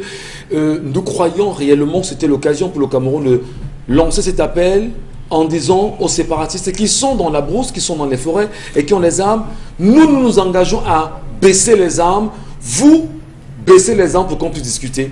Mais on est là justement dans la résolution toujours militaire. Ce n'est pas une résolution, M. Michel Ngatou. Celle qui est justement, celle que l'État du Cameroun continue justement de mettre sur le terrain, parce que le regard que l'on dit, enfin, que l'on fait, Charles Amembatou, on vous dira, la résolution se veut politique, mais on demande, on interpelle, on s'inquiète, qui doit mener les débats politiques pour qu'on en arrive à un résultat? Monsieur Michel Ngatou, il serait temps qu'on pense constituer une équipe composée des membres influents de la société civile du Cameroun et de la diaspora. Aujourd'hui, vous allez vous rendre compte que la société civile semble être muselée. La société civile camerounaise semble être muselée. Vous ne les voyez plus sur le terrain. Vous ne voyez plus des acteurs comme Philippe Nanga. Vous ne voyez plus des acteurs comme Maximilien Gombe. C'est vrai qu'elles se battent, elles veulent forcer, mais ils sont littéralement, ils ont été muselés, monsieur Michel Ngatou. Ils ne parviennent plus à se prononcer. On a décrété International Crisis Group, une personne non grata au Cameroun. Human Rights Watch a subi les mêmes pressions. Il faut qu'on libère les sympathisants, les autres sympathisants du mouvement de protestation anglophone. Ils sont encore conservés. Qu'est-ce qu'on fait? On doit d'abord les libérer. Il faut trouver... Puisque le gouvernement ne vous entend pas, le gouvernement dans son autisme connu, reconnu par tout le monde, qu'est-ce qu'il faut faire? Parce qu'en réalité, vous vous rendez compte que le Cameroun est fermé de part et d'autre. Il y a une caste de personnes qui aurait, va-t-on dire, qui a pris ce pays en otage. Alors, monsieur Michel Ngatou, comment est-ce que vous voulez donc saisir des opportunités lorsque vous avez 6 régions complètement bloquées? Vous avez 6 régions complètement bloquées. Vous avez le nord, l'extrême nord, la Damawa, le nord-ouest, le sud-ouest, une partie de l'est bloquée. Vous avancez comment, monsieur Michel Ngatou? Quel type de projet, quel type de, comment on va dire, d'initiative pouvez-vous mener à bout? Est-ce que vous voulez aujourd'hui aller visiter Kumba? Est-ce que vous voulez aujourd'hui aller au nord-ouest comme on pourrait se lever? Non, tout est pratiquement bloqué. Je pense qu'il serait temps que le président pense créer un haut conseil de résolution de la crise anglophone, constitué de personnalités venues de tous les corps constitués, pas des personnes nommées, des personnes venues de tous les corps constitués qui s'asseyent de la diaspora. On peut trouver un terrain neutre, que nous ayons les sécessionnistes qui formulent clairement leur projet de dialogue. On se retrouve pour discuter dans un premier temps et voir comment redonner les lettres de noblesse. Parce que ce que vous ne vous rendez pas compte, c'est qu'aujourd'hui, vous ne pouvez rien faire. Parce qu'on vous dit que tout l'argent qui est conçu, pensé et tout, est déversé dans la guerre. Tout l'argent qu'on peut avoir au Cameroun, c'est dans la guerre. On fait des emprunts, des crédits, ça va dans la guerre, monsieur Michel Ngatou. Et l'économie de la guerre ne fait que bien sûr, grandir. Mais vous voyez que la dette académique, prenez l'université de Tchang aujourd'hui, où les élèves les étudiants ne cessent de marcher, et ceux de droit là qui ne se peut pas entrer en guerre. La dette académique est à 2 milliards de francs CFA. Merci, Charlemagne. Alors qu'on a payé les ordinateurs 75 milliards. Merci infiniment. Allez, justement le dire, madame, messieurs, que dans la colère de ce matin, qu'est-ce qu'on peut faire véritablement pour en sortir? Et Charles Amembatou a fait une très belle proposition en invitant le chef de l'État, si jamais il est encore là, à prendre à bras le corps cette réalité, mais surtout de permettre aux Camerounais de l'intérieur, comme ceux de la diaspora, notamment, je l'insistais ce matin, sur le cas de Rabouni, Sa Majesté Rabouni Ier, qui lui dit qu'il peut aujourd'hui porter sur lui la résolution de la crise anglophone simplement en organisant un nouveau dialogue national hors des terres camerounaises, en déportant ce dialogue du Cameroun vers Addis Abeba. Et là, il est sûr justement qu'avec les différentes parties, on peut s'asseoir sur une table de négociation avec les Africains, avec justement un certain nombre de personnes et trouver une solution urgente, rapide à la crise anglophone et surtout redonner au Cameroun d'exister convenablement. Quel est ce document qui fait le tour de la toile depuis quelques jours, madame, messieurs? Depuis hier encore, on en parle. Ce document, dira-t-on, signé entre autres du cabinet civil. Qui l'a signé ce document? Même si d'aucuns sont venus aujourd'hui, nous dit que c'est un fake. On va dire attention, le document, nous le connaissons. Les noms qui ont été justement mis au-devant de ce document aucun nom n'appartenant à aucun Camerounais d'une autre région.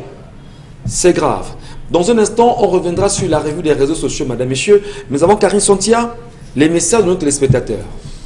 Oui, je suis de ceux qui approuvent la polygamie, mais là, il aurait dû parler à sa femme avant de passer à l'acte.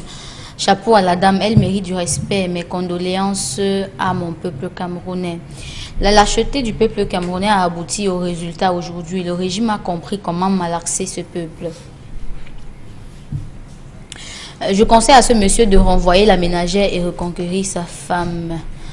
Le silence, cela va changer quoi? Il va laisser la ménagère, il ira sur une autre.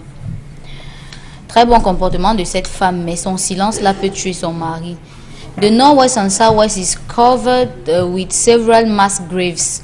We cannot mourn our sons, brothers and sisters with this regime. No way. Donc, on est seulement au début du septennat. Va-t-on s'en sortir? Le pays du Tchoko, Makalapati, le bout du tunnel, c'est dans un demi-siècle. La résolution de la crise dans le Nozo passe par la dissolution du MRC, c'est impératif. Après les grandes réalisations, ils sont passés aux grandes opportunités. Moi, je sais qu'on saisit une opportunité et on la réalise par la suite et non le contraire. Maintenant, ils sont au mandat. Il est vivant. Bia a tweeté, il est vivant. Ayob, ayob. Rien ne peut être attendu de ce gouvernement car un véritable dialogue mettra en lumière beaucoup de leur tard. Cela sera aussi la fin de ce régime. Ne rêvez plus, ils vont continuer à vous rouler dans la farine. Les sommes investies dans le football depuis 2018 pourraient changer beaucoup de choses dans l'industrialisation du Cameroun. Le pays devait s'investir à créer une classe moyenne fiable pour un marché interne fiable, car sans argent, à quoi servent ces infrastructures de divertissement? Pierre Magnim. C'est une très bonne façon d'agir. Il sera chaud, traumatisé, et à l'heure, si ça se trouve, ce que tu lui demandes, il va te donner, même s'il n'a pas. Il ira voler pour lui donner. Les femmes aiment traumatiser. Importation de vaches françaises à 54 milliards pour produire le COSAM. Opportunité et opportunisme. Toutes les solutions dans tous les domaines ont un point commun, le départ du régime. L'ENA m'a enseigné la corruption à toute une génération. Résultat, la gangrène est très profonde et inguérissable. Les comédiens se sont... Ok... C'est un autre message. Le régime en place a compris que l'alcool et les églises ne suffisent plus à nous distraire. Il veut remiser sur le football, mais vu les sommes colossales qui y sont absorbées, la non-satisfaction des résultats auprès des populations, la pilule devient très très difficile à avaler. Merci Karine et merci à nos millions de téléspectateurs. Merci pour la fidélité. Nous nous engageons tous les jours à vous servir en vous donnant les faits, mais surtout en vous disant la vérité. C'est ce pourquoi nous avons signé justement ce serment d'Hippocrate, madame, monsieur. Et dans un instant, nous irons savoir exactement ce que nous offre la revue des réseaux sociaux. Mais avant, quand Style Ami est avec nous, on ira lui dire bonjour. C'est cette cire que nous sécrétons dans nos conduits auditifs. Une matière jaunâtre et peu ragoûtante que nous avons pris l'habitude de retirer avec des cotons-tiges. Pourtant, il ne faut jamais faire ça. Le coton-tige provoque des bouchons d'oreilles ou pire que ça, il blesse vos tympans. Et c'est encore plus fréquent chez les enfants dû à leur conduit auditif plus étroit. Pour remédier à ce problème, des chercheurs ont mis en place un appareil permettant d'aspirer l'intérieur des oreilles sans aucun risque. L'embout de cet aspirateur est conçu pour aspirer uniquement d'un côté. Cela permet de ne jamais être en contact avec votre tympan. Mais cela est-il vraiment nécessaire de se nettoyer les oreilles? Oui. Les médecins recommandent un nettoyage d'oreilles par semaine. Il existe certains moyens de les nettoyer, mais ils sont souvent trop coûteux et prennent énormément de temps. C'est donc pour cela que le Earlys Up a été conçu. Car il est sans aucun risque, rapide, moins cher que toutes les autres méthodes, mais surtout il nettoie à 95% vos oreilles, contrairement aux autres méthodes qui nettoient au maximum 60%. Pour utiliser le Earlys Up, rien de plus simple. Allumez l'appareil et entrez délicatement le tuyau dans votre oreille ou celle de votre enfant. Faites ensuite tourner lentement le Earlys Up pour ainsi aspirer tous les déchets du conduit auditif. Il est recommandé de faire cette manipulation pendant 10 à 20 secondes par oreille. Sachez que chaque jour, plus de 200 personnes sont hospitalisées à cause des cotons-tiges. Ils provoquent souvent des bouchons de coton et de cérumen, mais le plus grand danger reste le dégât au niveau des tympans. Allez, Constille Lamine est avec nous, madame, messieurs. Constille Lamine, bonjour. Michel Gathiou, bon début du mois à toi et à toute ton équipe et surtout bien des choses à tous les partenaires du concept. Qu'est-ce qu'on fait chez Irlisap?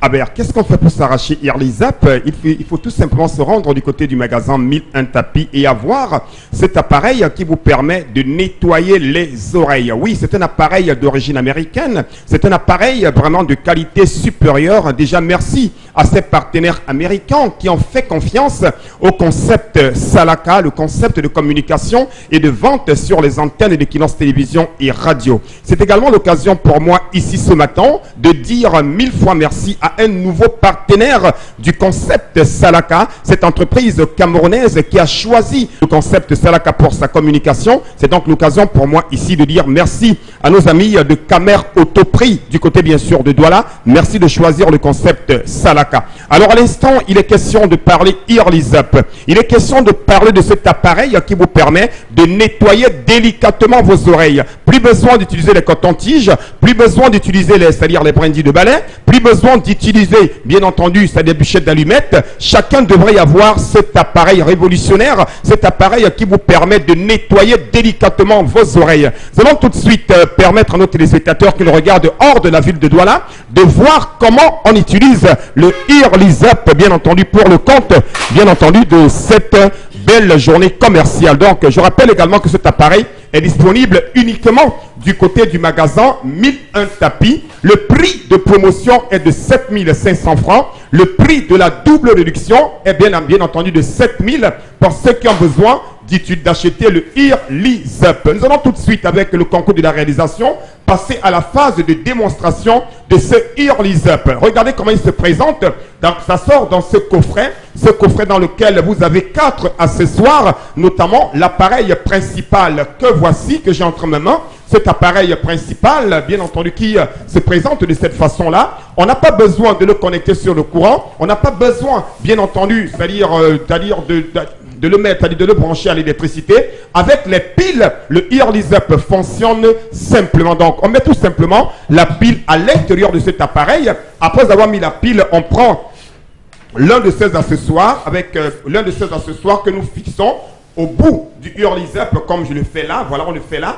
Et une fois que la pile a été mise à l'intérieur de cet appareil, vous l'appuyez tout simplement comme ça. Regardez là, voilà. Vous le mettez à l'intérieur de l'oreille. Vous le tournez délicatement. Au fur et à mesure, il va aspirer la saleté et votre oreille sera bien entendu bien nettoyée. Donc j'attire l'attention de tous les parents, j'attire l'attention de tous les téléspectateurs. Venez au magasin 1001 tapis et achetez le Irlisap au prix de 7000 francs. Votre appareil qui vous permet de nettoyer les oreilles. C'est en double réduction. Au lieu de 7500 francs, vous l'avez à 7000 francs du côté du magasin 1001 tapis. C'est gentil, Constille Amine. Merci infiniment d'être passé par là ce matin. Madame, messieurs, vous également, vous restez avec nous sur les antennes Kinos Télévision. C'est 10-12 le Zénith qui se poursuit également. Vous le savez, vous, pendant le week-end, vous étiez nombreux, mais très nombreux d'ailleurs, à réagir aux nombreuses publications, effectivement. Et je vais au passage saluer Karine Santier et Dominique Audrey ici sur le plateau qui ont choisi de se joindre à une belle initiative de femmes en allant effectivement, elles aussi en tant que femmes, pleurer ces enfants tués dans nos zones, notamment à Kumba, et dire que les images ont été longuement et largement vécues sur les réseaux sociaux, pas seulement elles, mais des femmes également à Marois qu'on a vues, des femmes à Yaoundé aussi. Qu'est-ce qui s'est réellement passé d'ailleurs, parlons de Yaoundé hier, au Stade Omnisport, avec une vague de femmes qui a choisi de se joindre à l'initiative mise en place par les artistes camerounais, notamment... non, à l'Omnisport. C'est ça l'Omnisport? Au lycée des Sens. Au lycée des Sens, voilà, je vous en prie. Alors, qu'est-ce qui s'est réellement passé hier pour qu'on n'en arrive pas, pour qu'il y ait, on va dire, des voix qui s'élèvent pour ces femmes-là? Peut-être on entendra aussi cela pendant cette édition. Karine Santia, la revue des réseaux sociaux. Massacre de gare de Kumba, plusieurs manifestations prévues sur l'étendue du territoire national pour dénoncer les assassinats de ces enfants dans une école à Kumba, à l'extrême nord. Les femmes ont marché à l'ouest. plusieurs villes du Cameroun il y a eu des manifestations, même ici à Douala, à la place de la Besseke et aussi au rond-point d'Eido. Celle que vous voyez en image, c'est la manifestation des femmes à Kumba qui réclamaient la paix, No More Peace, et les sons No More Killing, c'est la chanson qui était répétée en boucle par ces femmes-là pour réclamer le retour de la paix dans les régions du nord-ouest et du sud-ouest. Les images sont très difficiles à admettre lorsque vous écoutez ce qui est chanté là-bas.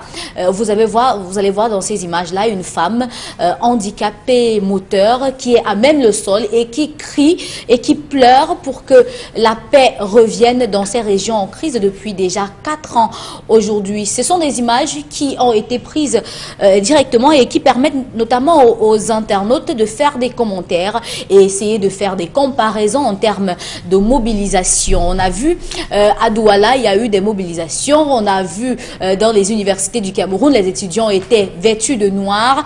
Mais ce qu'on a vu, qui a été organisé notamment au Palais des Sports de Yaoundé, c'était quelques membres du gouvernement et puis quelques autorités religieuses aussi qui étaient assis et notamment qui priaient. C'était certainement une messe écuménique en mémoire de ces enfants qui sont décédés. Les internautes ont essayé de faire la comparaison. C'est vrai que comparaison n'est pas raison, mais bon. Voilà. Ça fait bien sûr le tour de la toile aujourd'hui. Et surtout, ce qui est remarquable au-delà de cette image, voilà, celle que nous regardons à l'instant, au Palais des Sports, où on n'a pas eu, on va dire, 20 personnes là-bas.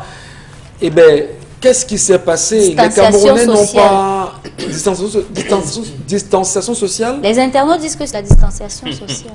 Et là, on a des commentaires, bien sûr, de ces internautes. Non seulement les Camerounais ne sont pas allés au Palais des Sports pour cette messe écuménique, Mbom Bengan, mais dire qu'on a le sentiment que c'est très fort quand même ce qu'on voit en image. Hein. Les Camerounais boudent carrément la journée des deuil national initiée par le chef de l'État. Non, ils ne boudent pas. Ils ont fait le deuil chez eux. Les Camerounais savent que le palais de Congrès, il n'y avait pas Dieu là-bas. Palais des Sports. On pleure avec ceux qui pleurent. Ceux qui étaient au Palais des Sports ne pleuraient pas. Ils ne pleuraient pas. Et vous ne pouvez pas tromper le peuple tout le temps, hein, cher ami. Le peuple sait où se trouvent ses missions. Le peuple sait qui porte ses souffrances. Le peuple sait avec qui il peut aller. Il doit pleurer, il doit être en joie. Donc le peuple camerounais sait pertinemment que ceux qui étaient au palais de Congrès ne sont pas avec lui. Donc il ne peut pas aller avec eux. On dit, restez là-bas, vous êtes dans votre camp, vous ne pleurez pas. Donc nous restons avec ceux qui pleurent. Voilà. Le peuple est resté. Est-ce que les femmes peuvent sauver le Cameroun de la barbarie qu'il traverse aujourd'hui, Dominique Audrey, en regardant ces images de femmes? Parce que on a vu des femmes mobilisées. Et ce qui est surprenant, c'est qu'aucune femme n'a été arrêtée. Parce que moi, si tu descends là maintenant, Carrefour, on n'a pas moi, et que je commence à dire Mosgo. Et ce sont les femmes elles-mêmes qui encadraient la marche. Et les femmes elles-mêmes, comment vous expliquez ça? Les femmes ne peuvent pas sauver ce pays? Les femmes sont en train de vouloir sauver le pays. Même comme malheureusement, on a en face de nous des hommes qui visiblement ne comprennent rien à rien. Mais les femmes sont en train de prendre les choses en main. Parce qu'on s'est rendu compte que sous nos jupes, on a plus de couilles que tous ces hommes-là réunis. Et que si on reste à attendre, excusez-moi, si on reste à attendre... mais non, moi je ne vous laisserai pas dire. On a le sentiment que moi, à côté de vous... Vous avez marché? Ben, on marche, je n'ai pas marché. Je vous ai demandé de venir, vous êtes venu avec moi? Non, nous défendons tous les jours, Michel. nous y travaillons pour ça. Ben effectivement. Je vous ai demandé de venir avec nous. Ma question est de savoir, est-ce que les femmes que vous êtes aujourd'hui... Vous faites de la gymnastique? Non. Oui, est-ce que vous, les femmes aujourd'hui, vous pouvez nous accompagner ce pays à se libérer? Vous devez nous suivre. On n'est plus au moment où il fallait suivre l'homme. On a laissé les hommes devant et vous n'avez rien fait. Maintenant, les femmes ont pris les devants. Les femmes ont pris les devants. Et rendez-vous compte que pendant la marche de Kumba, des hommes ont commencé à se greffer. Progressivement, tout au long de la procession, on voyait des hommes entrer, marcher et chanter avec nous. Là-bas, ce qui était dur, il y avait des femmes tellement âgées, mais qui réussissaient à... Vous savez qu'il y a des collines là-bas, ça monte, ça descend. Ouais. Vous voyez des grands-mères une zone montagneuse. Monter, elles marchaient, elles étaient plus vivaces que nous autres encore plus jeunes. Mais elles ont continué de marcher. Elles chantaient. Et dans la procession, les chansons étaient diverses. C'était « On appelle l'enfant »,« Maman appelle l'enfant, l'enfant ne répond pas »,« Papa appelle l'enfant, l'enfant ne répond pas »,« Mon enfant part, il me laisse à qui ?» C'est autant de chansons qu'on entonnait. Maintenant, pour parler de la célébration à Yaoundé, j'ai lu un article sur Internet que j'aimerais bien partager avec vous. Vous savez, Michel, beaucoup de personnes ont de la réticence à manger de la tête de poisson. Et par conséquent, on se retrouve à manger certaines conserves et il n'y a généralement pas de tête, sauf si vous allez me dire que vous avez vu. On se comprend. Voilà. Et des scientifiques disent que le cerveau du poisson est important pour le cerveau humain parce que ça permet de... Vous voyez un peu. De régénérer un certain nombre de... Comment on peut avoir un deuil à Kumba, vous organisez le deuil à Yaoundé? Je veux dire que... Je veux comprendre, hein, comment ça s'explique que les gens meurent à Kumba, vous allez pleurer à Yaoundé. C'était quoi? Bon, on ne va pas juger les pleurs des gens, hein, chacun pleure à sa façon. Chacun est libre. Hein, donc, voilà. Anyway, chacun comprend effectivement ce que ça signifie. Donc, mes respects à... Vous savez qu'il y a des femmes qui sont parties du sud-ouest, du nord-ouest, pour venir marcher ici à Douala, pour se rassembler les femmes qui ont marché ici au rond-point d'Eido. Et pendant qu'on s'est déployé à Kumbalaba, d'autres se sont déployés ici à Douala et d'autres se sont également déployés à Yaoundé. Nous saluons justement l'action de ces femmes. Nous reconnaissons qu'en la femme réside le bonheur de l'humanité, réside la fierté de l'humanité. Alors, la femme, aujourd'hui, peut-être la question, je vous l'arrête, je la renvoie à Charlamel, peut-être. Oui, Charlamel, les femmes ont marché. On a vu ces réactions sur la toile. Kumba, Maroua, Douala, Yaoundé. Où sont-elles? Pouvons-nous compter sur nos mères pour libérer ce pays de ce qu'ils traversent? Nos mères de femmes, alors, nos sœurs. Monsieur Michel Ngatiou, c'est de la mauvaise foi que de dire que les hommes ne sont pas là.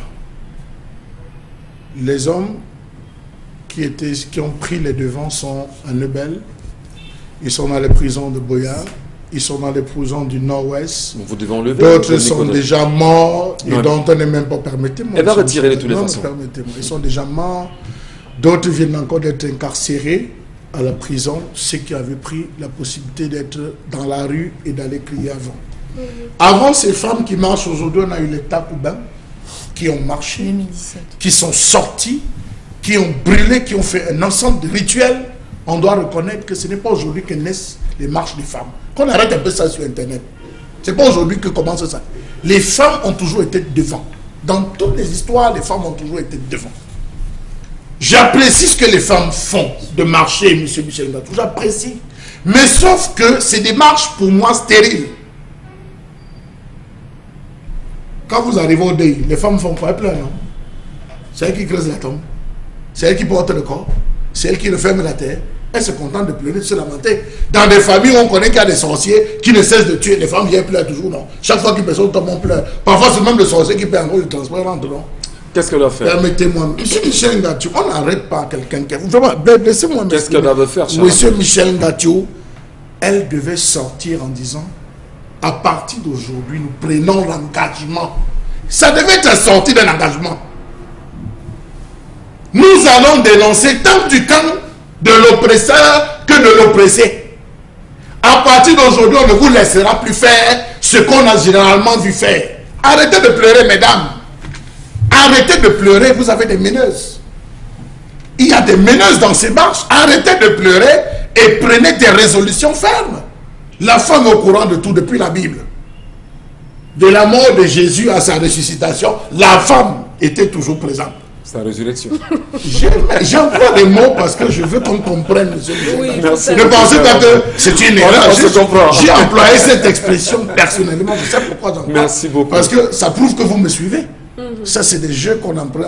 Enfin, des cours pédagogiques. On fait un lapsus. On vous reprend. On vous suit toujours, Charles. Donc, monsieur Michel Ngatiou, les femmes doivent prendre des engagements. Nous avons marché. C'est comme ces femmes qui ont fait au rond-point. Elle a dit aux policiers, on ne vous laissera plus faire. C'est là où vous avez vu les Bensikineurs chercher à se mêler en disant, arrêtez. Parce que tant qu'il n'y a pas prise de position à arrêtez de marcher. Prenez des positions en disant, ok, le jour qu'il y a crime, on s'en dit non, ce n'était pas tel. Si c'est vos enfants, dénoncez vos enfants. Si c'est vos enfants qui eux-mêmes tuent, dénoncez ces enfants qui tuent. Si c'est que c'est dans le cas adverse, ayez le courage. C'est ça le rôle de la femme. Très bien. Venir restituer la vérité. Je suis véritablement d'accord. Cette initiative sur l'étendue du territoire, je salue cette initiative, mais ne vous arrêtez pas là. Il faudrait que parmi ces femmes, on ait des Ndoki, parmi ces femmes, on ait des Kawa, des vraies femmes. Non, je n'ai pas dit que les autres, je n'ai pas voulu dire que ce n'était pas les vraies, c'est des vraies femmes, pas activistes, non. Des vraies meneuses qui vont impulser ce changement à tous les niveaux. Merci beaucoup, cher Lamine Bachou. Et on va justement le dire à votre suite. D'ailleurs, vous l'expliquiez, vous le disiez, les hommes ont été en avant et ont été embastillés, séquestrés, emprisonnés. Au moment où nous parlons, 36 justement des manifestants du 22 septembre dernier sont en train d'être écroués à la prison centrale de Yaoundé-Nkondengi et risquent même la peine capitale simplement pour avoir choisi de marcher pacifiquement. Oui, vous préciserez que ces femmes ne font pas partie d'un parti politique.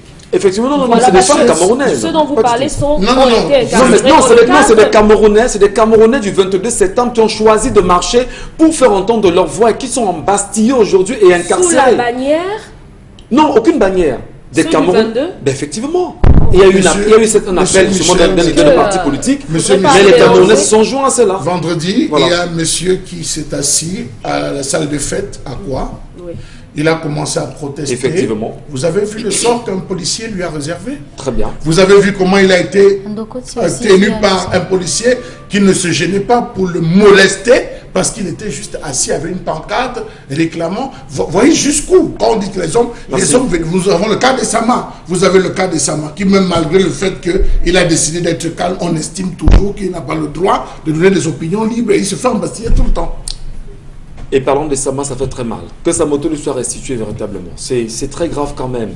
Nous parlons ici, ça veut dire que nous qui parlons ici, on pourra sortir là justement au bas de l'immeuble et être, je ne sais pas, on va nous... Oui, on arrache nos voitures, on arrache tout ce qu'on a.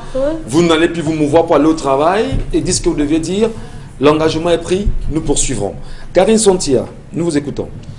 Deuxième sujet aujourd'hui, c'est notamment les manifestations des artistes très attendues qui, depuis plus d'une semaine, faisaient beaucoup de bruit sur Internet pour manifester leur colère par rapport à des propos proférés à leur encontre.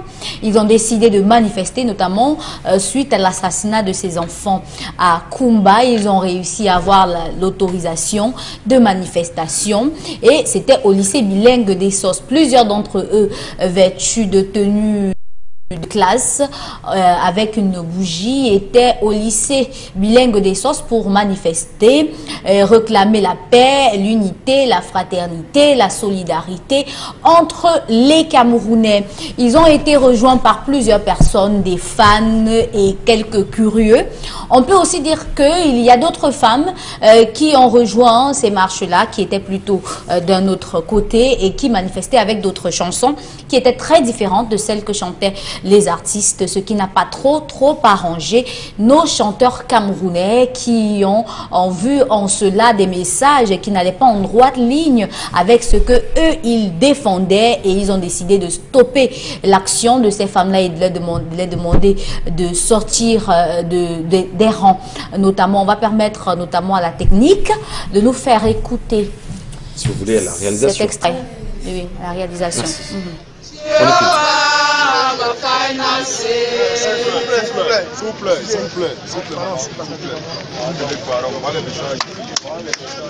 Les gars.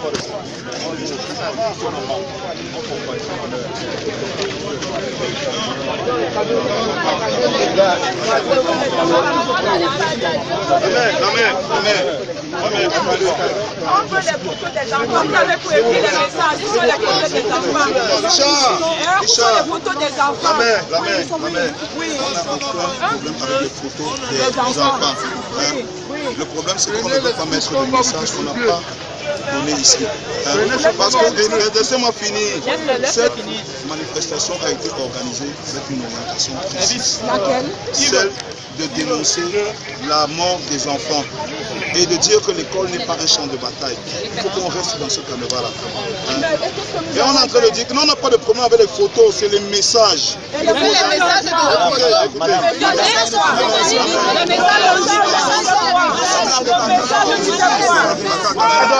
donne mal,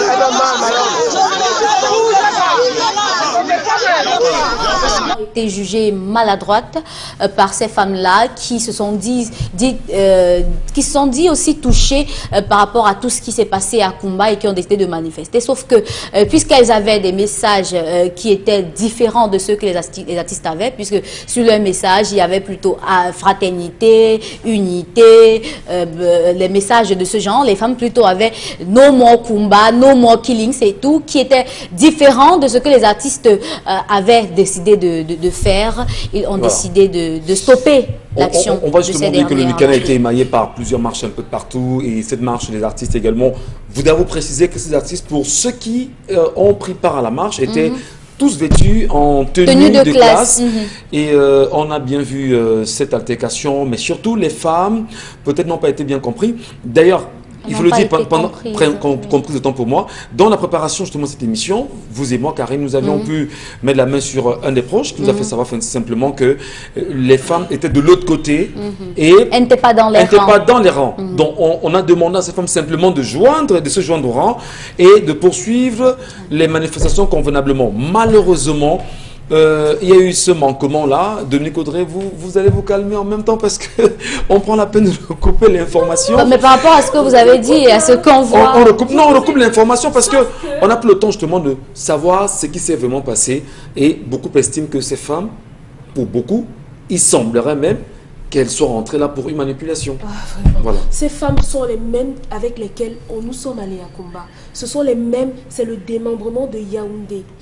Et c'est une organisation qui est spontanée. Et le mot d'ordre là-bas, c'est partout où on pleure les enfants morts de Kumba, nous y allons. C'est tout. Très bien. Donc, on va dire... Et ces femmes, vraiment... Il n'y avait pas de manipulation. Aucune manipulation. Est-ce que c'est no more killings? C'est grave, c'est quoi? Quel est le problème de le dire? Ces femmes simplement sont des femmes qui, si on leur dit aujourd'hui qu'au bas de l'immeuble d'Equinox, on a organisé des bougies, on va allumer des bougies pour les enfants, elles vont spontanément venir. Merci et après, beaucoup. Elles prendront leur route. C'est comme ça qu'elles ont commencé ici au rond-point d'Edo en début de semaine dernière, lorsque le policier a voulu, elle leur a dit que non, vous n'allez pas nous empêcher de pleurer. On est plutôt dans une crainte, Charlamagne. On a peur de quoi? On est plutôt dans une crainte, Charlamagne Bathiou, où on a le sentiment que même quand l'action est bien pensée comme c'est le cas avec ces femmes, on se méfie, c'est ça? Alors, M. Michel Ngachou, j'ai déjà été surpris que l'action s'est passée dans une école. Non. Excusez-moi, que l'action se passe et qu'on retrouve les tenues secondaires. J'apprécie déjà même que ce soit des tenues secondaires qu'on ait pu trouver, même si ça a donné lieu à une fanfaronnade sur Facebook, où vous voyez qui était mieux habillé en tenue scolaire que qui. Ça a donné lieu même à un challenge où on voyait des gens qui étaient plus bien habillés que qui. Cela a démontré pour moi, M. Michel Ngachou, qu'on était loin des larmes. J'ai horreur de la poudre de perlimpinpin. J'ai horreur de cette poudre, parce que c'est ça la poudre qu'on allait faire en mettant sur Facebook qui est mieux habillé. Vous voyez, il dit pas, on sait qu'il y a une telle tenue. Vous voyez tel autre qui prend. M. Michel Ngachou, excusez-moi, ne jouez pas avec l'émotion des Camerounais. C'est qu'on est... Ne jouez pas avec l'émotion des Camerounais. On a la fin de l'émission. Premier point, on se rend compte donc que Yaoundé pouvait permettre le rassemblement. Or, la manifestation dans un rassemblement, les artistes sont retrouvés à chanter. Ils n'ont même pas pu mobiliser leurs fans. Les 10 ça combien en termes de fans? Ils ont combien? Ce lycée devait être bondé de monde, M. Michel Ngachou, pour lamenter. Vous avez des mamans qui viennent pleurer. Vous repoussez ces mamans, pourquoi? Vous avez des mamans qui ont envie de couler les larmes. Associez-les en disant, maman, c'est bien vrai, vous êtes arrivé. Peut-être le message, si tel qu'on a convenu avec Yaoundé, le message, s'il ne correspond pas, venez, on peut vous donner pour nous unité et tout, associez-vous et pleurons nos larmes. Je suis désolé, Charlamel, je ne vous laisse peut-être pas poursuivre parce qu'il faut quand même honorer le partenaire Von Dieu qui est avec nous ce matin, je vous en prie.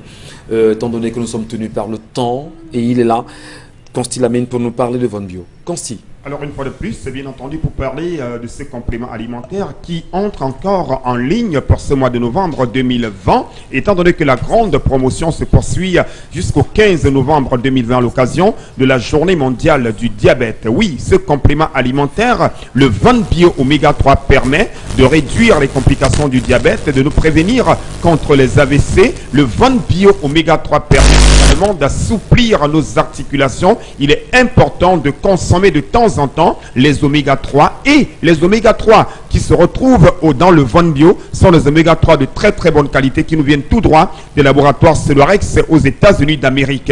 Vous avez donc en ce moment une boîte de 30 gélules de Van Bio Oméga 3 au prix de 5 500 francs au lieu de 6 000. Et je rappelle que ce prix est valable jusqu'au 15 novembre 2020. C'est à l'occasion de la célébration de la journée mondiale du diabète.